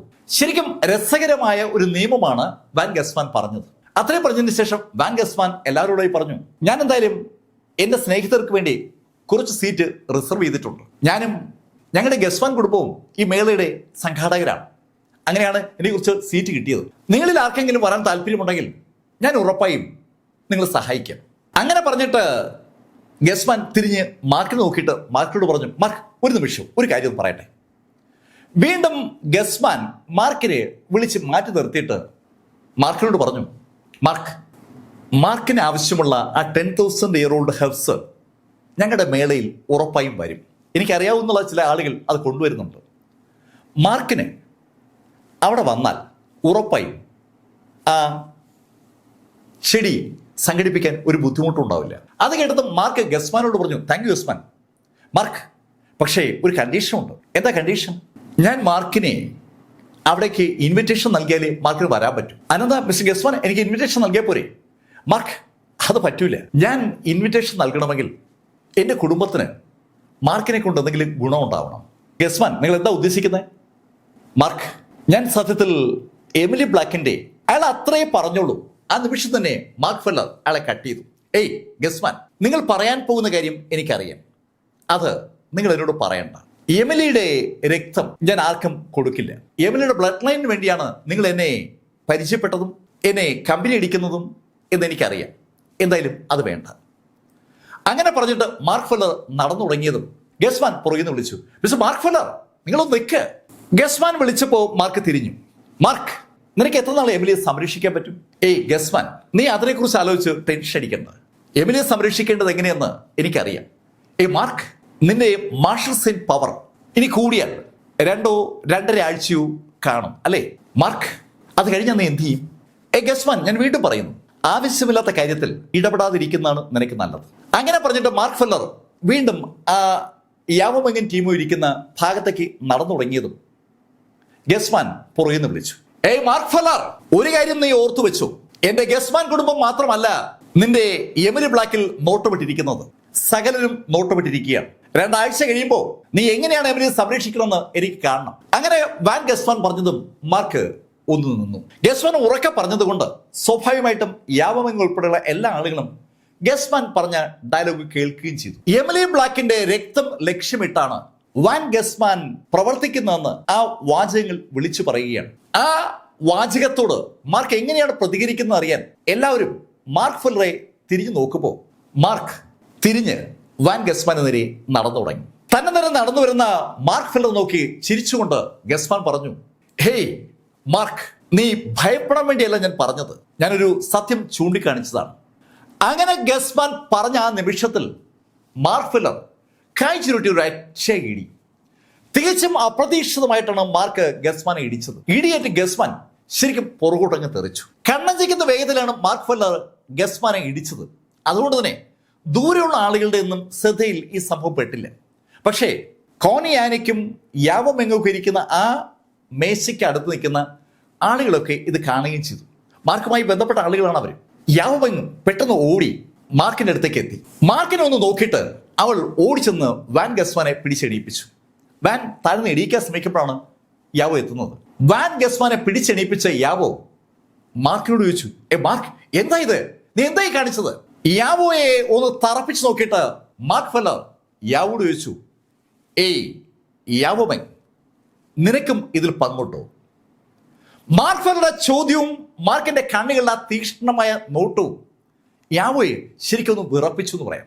ഒരു ഭയം അവൾ പോലും അറിയാതെ അവളുടെ ബോഡിയിലുണ്ടായി. അവൾ ഒരു നിമിഷം ഒന്ന് പതറി. അവൾ മാർക്കിനോട് പറഞ്ഞു, മാർക്ക്, എന്ത് ചോദ്യമായി ചോദിക്കുന്നത്? ഏയ് യാവോ, നീ എമിലിയുടെ സുഹൃത്താണെന്ന് കരുതിയാണ് ഞാൻ നിന്നോട് സംസാരിക്കാൻ താല്പര്യം കാണിച്ചിട്ടുള്ളത്. നീ ശരിക്കും ആ സൗഹൃദം മുതലെടുത്തിട്ടുണ്ടെങ്കിൽ യാവോ. അങ്ങനെ പറഞ്ഞിട്ട് മാർക്ക് ഒന്ന് തിരിഞ്ഞു. ഈ സമയത്തേക്കും ശരിക്കും ഫോമിലായി കഴിഞ്ഞ വാൻ ഗസ്മാൻ പുറകിൽ നിന്ന് മാർക്കിനെ കൈവിട്ട് വിളിച്ചു, ഏയ് മാർക്ക്, നിൽക്കവിടെ. ഇപ്പോ പലരുടെയും ശ്രദ്ധ ആ ഭാഗത്തേക്ക് വന്നു തുടങ്ങി. വാൻ ഗസ്മാൻ കൈയടിച്ച് കേട്ടാണ് പലരും ആ ഭാഗത്തേക്ക് നോക്കിയത്. മാർക്കിനടുത്തേക്ക് നടന്നു വന്ന വാൻ ഗസ്മാൻ മാർക്കിനോട് പറഞ്ഞു, ഏയ് മാർക്ക്, നീ എന്നെ കൈവച്ചു, ഇതിന് നീ അനുഭവിക്കും. നിനക്ക് ഞാൻ ഒരു ചാൻസ് തരാമെന്ന് കരുതിയതാണ്, പക്ഷേ ഇനി അത് പറ്റില്ല. നീ എത്ര വലിയ ആളാണെങ്കിലും നീ എത്ര ശ്രമിച്ചാലും നിനക്ക് ഈ നടക്കാൻ പോകുന്ന മേളയിൽ പങ്കെടുക്കാൻ പറ്റില്ല. സംഘാടകരിൽ ഒരാളായ ഗസ്മാൻ കുടുംബത്തിന്റെ ആ യങ് മാസ്റ്റർ വാൻ ഗസ്മാൻ അങ്ങനെ തീർത്തു പറഞ്ഞതും മാർക്ക് ഫെല്ലർ അവനൊന്ന് സൂക്ഷിച്ചു നോക്കിയിട്ട് ഒന്നും മിണ്ടാതെ അവിടുന്ന് പുറത്തേക്ക് നടക്കുമ്പോൾ ബർത്ത്ഡേ പയ്യൻ ഷുവാങ് ടെങ് അങ്ങോട്ട് ഓടി വന്നു. ഷുവാങ് ടെങ് അല്പം ദൂരം നിൽക്കുമ്പോഴാണ് ഇവിടെ ഈ സംഭവങ്ങളൊക്കെ ഉണ്ടായത്. മാർക്കിനടുത്തേക്ക് ഓടി വന്ന ഷുവാങ് ടെങ് മാർക്കിനെ പിടിച്ചു നിർത്തി. മാർക്ക്, എന്താ? ഷുവാങ്, ഞാൻ ഇറങ്ങിയാണ്. അങ്ങനെ ഷുവാങ്ങിനോട് മാർക്ക് പറഞ്ഞതും മാർക്കിനെ പിടിച്ചു മാറ്റി നിർത്തി ഷുവാങ് മാർക്കിനോട് പറഞ്ഞു, മാർക്ക്, ഇവിടെ ഇപ്പോൾ ഒരു പ്രശ്നം ഉണ്ടാക്കാതിരിക്കുന്നതാണ് മാർക്കിന് നല്ലത്. മാർക്ക്, ഈ ബർത്ത്ഡേ ഫംഗ്ഷന് പങ്കെടുക്കുന്ന ആളുകളെ മാർക്കൊന്ന് നോക്കി. ഗവൺമെൻറ് ഒഫീഷ്യൽസ് ഉണ്ട്, ആർമി ഉദ്യോഗസ്ഥരുണ്ട്, ടെക്നോക്രാറ്റുകളുണ്ട്, ബിസിനസ്സുകാരുണ്ട്, മാർഷൽ ആർട്സുകാരുണ്ട്, സെലിബ്രിറ്റികളുണ്ട്. ഈ ആളുകളാണ് ഈ രാജ്യത്തെ നിയന്ത്രിക്കുന്നത്. ഇവരുടെ സാന്നിധ്യത്തിൽ ഒരു പ്രശ്നം ഉണ്ടാക്കാതിരിക്കുന്നതാണ് മാർക്ക് നിനക്ക് നല്ലത്. മാർക്ക്, നിനക്ക് സമയം കിട്ടും. വാൻ ഗസ്മാനോട് ചോദ്യം ചോദിക്കാൻ നിനക്ക് സമയം കിട്ടും. പക്ഷെ ആ ചോദ്യം ചോദിക്കേണ്ടത് ഇന്നല്ല, ഇപ്പോഴല്ല. നീ ബർത്ത്ഡേ പാർട്ടി പങ്കെടുക്കാനാണ് വന്നത്. അതിൽ വളരെ സജീവമായി പങ്കെടുക്കുക. ബാക്കി കാര്യങ്ങൾ നമുക്ക് പിന്നീട് തീരുമാനിക്കാം. ഷുവാൻ ടെങ് മാർക്കിനോട് എപ്പോഴും ഒരു സൗഹൃദം കാണിക്കുന്ന ആളാണ്. ഷുവാൻ ടെങ് പറയുന്നത് ആത്മാർത്ഥമായിട്ടാണെന്ന് അത് കേട്ടപ്പോൾ മാർക്കിന് തോന്നുകയും ചെയ്തു. മാർക്ക് ഷുവാൻ സംസാരിക്കുന്ന സമയത്ത് അവിടെ ഒന്ന് സ്കാൻ ചെയ്യുന്നുണ്ട്. ഒരുപാട് ഉദ്യോഗസ്ഥർ അവിടെയുണ്ട്. ആർമി ഉദ്യോഗസ്ഥരും ഗവൺമെൻറ് ഒഫീഷ്യൽസും എന്നുവേണ്ട എല്ലാ മേഖലകളിൽ നിന്നുള്ള ആളുകളുണ്ട്. അവിടെ വെച്ചൊരു വിഷയം ഉണ്ടാക്കി പാർട്ടിയിൽ നിന്ന് മാർക്ക് ഇറങ്ങിപ്പോയാൽ സ്വാഭാവികമായിട്ടും പലരും മാർക്കിനെ നോട്ട് ചെയ്യും. അത് നാളെ മാർക്കിനൊരു ബുദ്ധിമുട്ടാവും. ഷുവാൻ ടെങ് പറഞ്ഞതിന്റെ യാഥാർത്ഥ്യം മാർക്കിന് മനസ്സിലായി. അതുകൊണ്ട് തന്നെ പാർട്ടിയിൽ നിന്ന് ഇറങ്ങിപ്പോകാനുള്ള മാർക്കിന്റെ തീരുമാനം മാർക്ക് പിൻവലിച്ചു. മാർക്ക് ആ പാർട്ടിയിൽ സജീവമായി പങ്കെടുത്തു തുടങ്ങിയപ്പോൾ ഒരു ഫോണും എടുത്തുകൊണ്ട് വാൻ ഗസ്മാൻ ആ പുൽത്തകിടിയുടെ അറ്റത്തേക്ക് നടന്നു. അല്പസമയം കഴിഞ്ഞ് അയാൾ തിരിച്ചു വന്ന് ബർത്ത്ഡേ ബോയോട് പറഞ്ഞു, ഏയ് ഷുവാൻ, എനിക്ക് അത്യാവശ്യമായി വീട് വരെ പോകണം, അപ്പോ ഞാൻ ഇറങ്ങിയാണ്. ഷുവാൻ ടെങ്ങിനോട് യാത്ര പറഞ്ഞിട്ട് വാൻ ഗസ്മാൻ അവിടെ നിന്ന് ഇറങ്ങി. ഷുവാൻ ടെങ്ങിന്റെ അടുത്തുനിന്ന് ഇറങ്ങിയ വാൻ ഗസ്മാനെ പിന്നീട് നമ്മൾ കാണുന്നത് ഒരു ബാറിലാണ്. അയാളുടെ നേരെ എതിർവശത്ത് ലേശ പ്രായമുള്ള ഒരാളിരിപ്പുണ്ട്. ആ ആളോട് വാൻ ഗസ്മാൻ സംസാരിക്കുകയാണ്. അങ്കിൾ ലീ, എനിക്ക് അത് ചെയ്തേ പറ്റൂ. അങ്കിൾ ലീയുടെ ഒരു സഹായത്തിന് വേണ്ടിയാണ് ഞാൻ അങ്കിൾ ലീയെ വിളിച്ചത്. ഏയ് വാൻ, എന്താ വേണ്ടത് പറഞ്ഞോളൂ. അങ്കിള് നമ്മുടെ ഈ മേളയിലേക്ക് ഒരാളെ ഇൻവൈറ്റ് ചെയ്യണം. ഹേയ് വാൻ ഗസ്മാൻ, നീ എന്താ ഈ പറയുന്നത്? ആരെ ഇൻവൈറ്റ് ചെയ്യണമെങ്കിലും നിനക്ക് ഇൻവൈറ്റ് ചെയ്തൂടെ? ഞാനെന്തിനു ഇൻവൈറ്റ് ചെയ്യണം? അങ്കിൾ ഇൻവൈറ്റ് ചെയ്യേണ്ടത് മാർക്ക് ഫെല്ലറെയാണ്. ഏത്? ആ ഫേമസ് മാർക്ക് ഫെല്ലറോ? മാർക്ക് ഫെല്ലർ ഇപ്പൊ എല്ലാവരും അറിയുന്ന ആളാണല്ലോ. അതെ അങ്കിൾ, ആ മാർക്ക് ഫെല്ലർ തന്നെയാണ് ഇൻവൈറ്റ് ചെയ്യേണ്ടത്. ഏയ് മാർക്ക് ഫെല്ലർ നീ എന്തവൻ നല്ല പരിചയമല്ലേ, പിന്നെന്താ നിനക്ക് ഇൻവൈറ്റ് ചെയ്താൽ? അങ്കിൾ, ഞാൻ മാർക്ക് തമ്മിൽ ഒന്ന് ഇടഞ്ഞു, അതുകൊണ്ട് മാർക്കിനെ ഞാൻ ഇൻവൈറ്റ് ചെയ്താൽ അവൻ വരത്തില്ല. അവൻ എന്തായാലും നമ്മുടെ ഈ ഫംഗ്ഷനിൽ പങ്കെടുക്കണം. അങ്കിള് അവനെ ഇൻവൈറ്റ് ചെയ്യണം. അവർ രണ്ടുപേരും കൂടി അങ്ങനെ സംസാരിച്ചിരിക്കുമ്പോൾ മാർക്ക് ഫെല്ലർ ഫംഗ്ഷൻ കഴിഞ്ഞ് മാർക്കിന്റെ വീട്ടിലേക്ക് മടങ്ങി. പിറ്റേന്ന് ഏകദേശം ഒരു 8 മണിയായപ്പോൾ മാർക്കിന്റെ അടുത്തേക്ക് ഒരാൾ വന്നു. ഡോർബെൽ അടിക്കുന്ന കേട്ടാണ് മാർക്ക് വാതിൽ തുറന്നത്. ലേശം മധ്യവയസ്കനായിട്ടുള്ള ഒരാളാണ് മാർക്കിനെ കാത്തിരിക്കുന്നത്. മിസ്റ്റർ മാർക്ക് ഫെല്ലർ, ഞാൻ താങ്കളുടെ ഒരു കാര്യം സംസാരിക്കാൻ വന്നതാണ്. എന്നോടോ? എന്ത് കാര്യം? മാർക്ക് ഫെല്ലർ, ഞാൻ വളച്ചിട്ടില്ലാത്ത കാര്യം പറയാം. ഞാനൊരു മിസ്റ്റിക് വേൾഡിൽ നിന്നാണ് വരുന്നത്. മിസ്റ്റിക് വേൾഡിൽ നിന്നോ? അതെ, ഈ ന്യൂ സെലസ്റ്റിൽ ഇഷ്ടംപോലെ മിസ്റ്റിക് വേൾഡുകൾ ഉണ്ടല്ലോ. ഞാൻ ലീ കുടുംബത്തിൽ നിന്നാണ് വരുന്നത്. ലീ കുടുംബത്തിന് ഒരു മിസ്റ്റിക് വേൾഡ് ഉണ്ട്. ഞങ്ങൾ മിസ്റ്റിക് വേൾഡുകാർ എല്ലാവരും കൂടി ചേർന്നിട്ട് ഞങ്ങളുടെ കയ്യിലുള്ള റിസോഴ്സസ് പൊതുജനങ്ങളുമായി ബന്ധപ്പെട്ട് വിൽക്കാൻ ഒരു പരിപാടി പ്ലാൻ ചെയ്യുന്നുണ്ട്. ഞാൻ പൊട്ടൻഷ്യൽ കസ്റ്റമേഴ്സിനെ അങ്ങോട്ട് പോയി കണ്ട് മേളയിലേക്ക് ഇൻവൈറ്റ് ചെയ്യുകയാണ്. മാർക്ക് ഡിവൈൻ ആൽക്കമിസ്റ്റ് പൗലിയനിലെ സീനിയർ ഡോക്ടറല്ലേ. മാർക്കിന് ഇഷ്ടംപോലെ മരുന്നുകൾ ഉണ്ടാക്കാൻ അറിയാമെന്ന് എനിക്കറിയാം. ഡിവൈൻ മെഡിസിൻസും എർത്ത് മെഡിസിൻസും ഒക്കെ മാർക്കിന്റെ കയ്യിൽ ഇഷ്ടംപോലെ ഉണ്ടാവുമല്ലോ. മാർക്കിനെ പോലൊരു കസ്റ്റമർ ഞങ്ങളുടെ മേളയിൽ പങ്കെടുക്കുകയാണെങ്കിൽ ആ മേളയ്ക്ക് അതൊരു മുതൽക്കൂട്ടാവും. മാർക്ക് പങ്കെടുക്കണമെന്ന് പറയാനാ ഞാൻ വന്നത്. അങ്കിൾ ലീ എന്ന് വിളിക്കപ്പെടുന്ന ആ ലീ മാർക്കിനെ അങ്ങനെ ഇൻവൈറ്റ് ചെയ്തതും മാർക്ക് ലീയോട് ചോദിച്ചു, അല്ല നിനക്ക് മിസ്റ്റർ വാൻ ഗസ്മാൻ അറിഞ്ഞൂടെ? ഹേയ്, എനിക്കറിയാത്തെന്താ? വാൻ ഗസ്മാനും ഈ സംഘാടക സമിതിയിൽ ഉള്ളതാണ്. ഗസ്മാൻ കുടുംബം ഈ സംഘാടക സമിതിയുടെ പാർട്ടല്ലേ.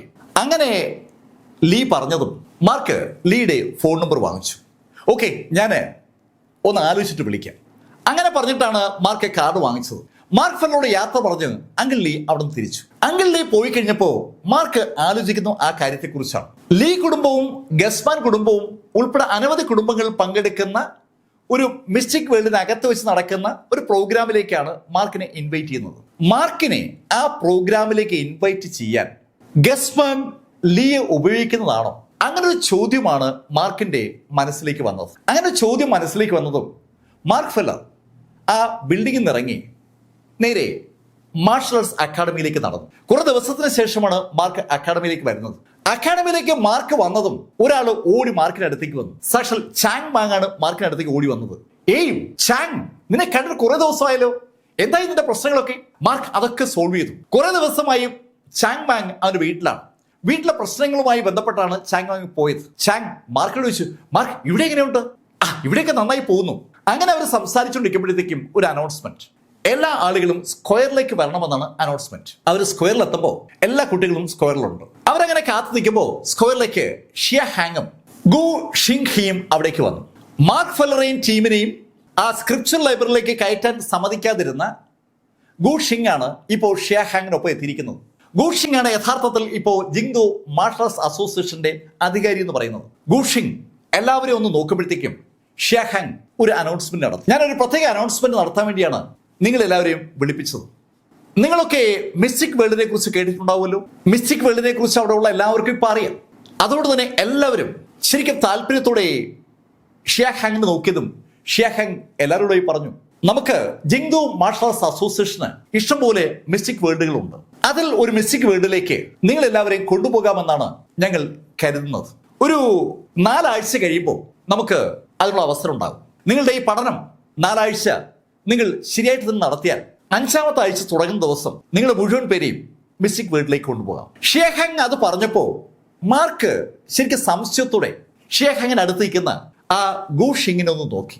2 ആഴ്ച കൂടെ കഴിഞ്ഞാൽ മാർക്ക് ഫെല്ലറുടെ മാർഷൽ സെയിന്റ് പവർ ഏതാണ്ട് അവസാനിക്കും. മാർക്കിന്റെ മാർഷൽ സെയിന്റ് പവർ പൂർണ്ണമായി അവസാനിച്ചു എന്ന് ഉറപ്പാക്കിയതിനു ശേഷം മാർക്കിനെ ആ മിസ്റ്റിക് വേൾഡിനകത്തേക്ക് കൊണ്ടുപോയി കൊലപ്പെടുത്താനുള്ള ഒരു പരിപാടിയാണോ ഈ ഗു ഷിങ് പ്ലാൻ ചെയ്യുന്നത്?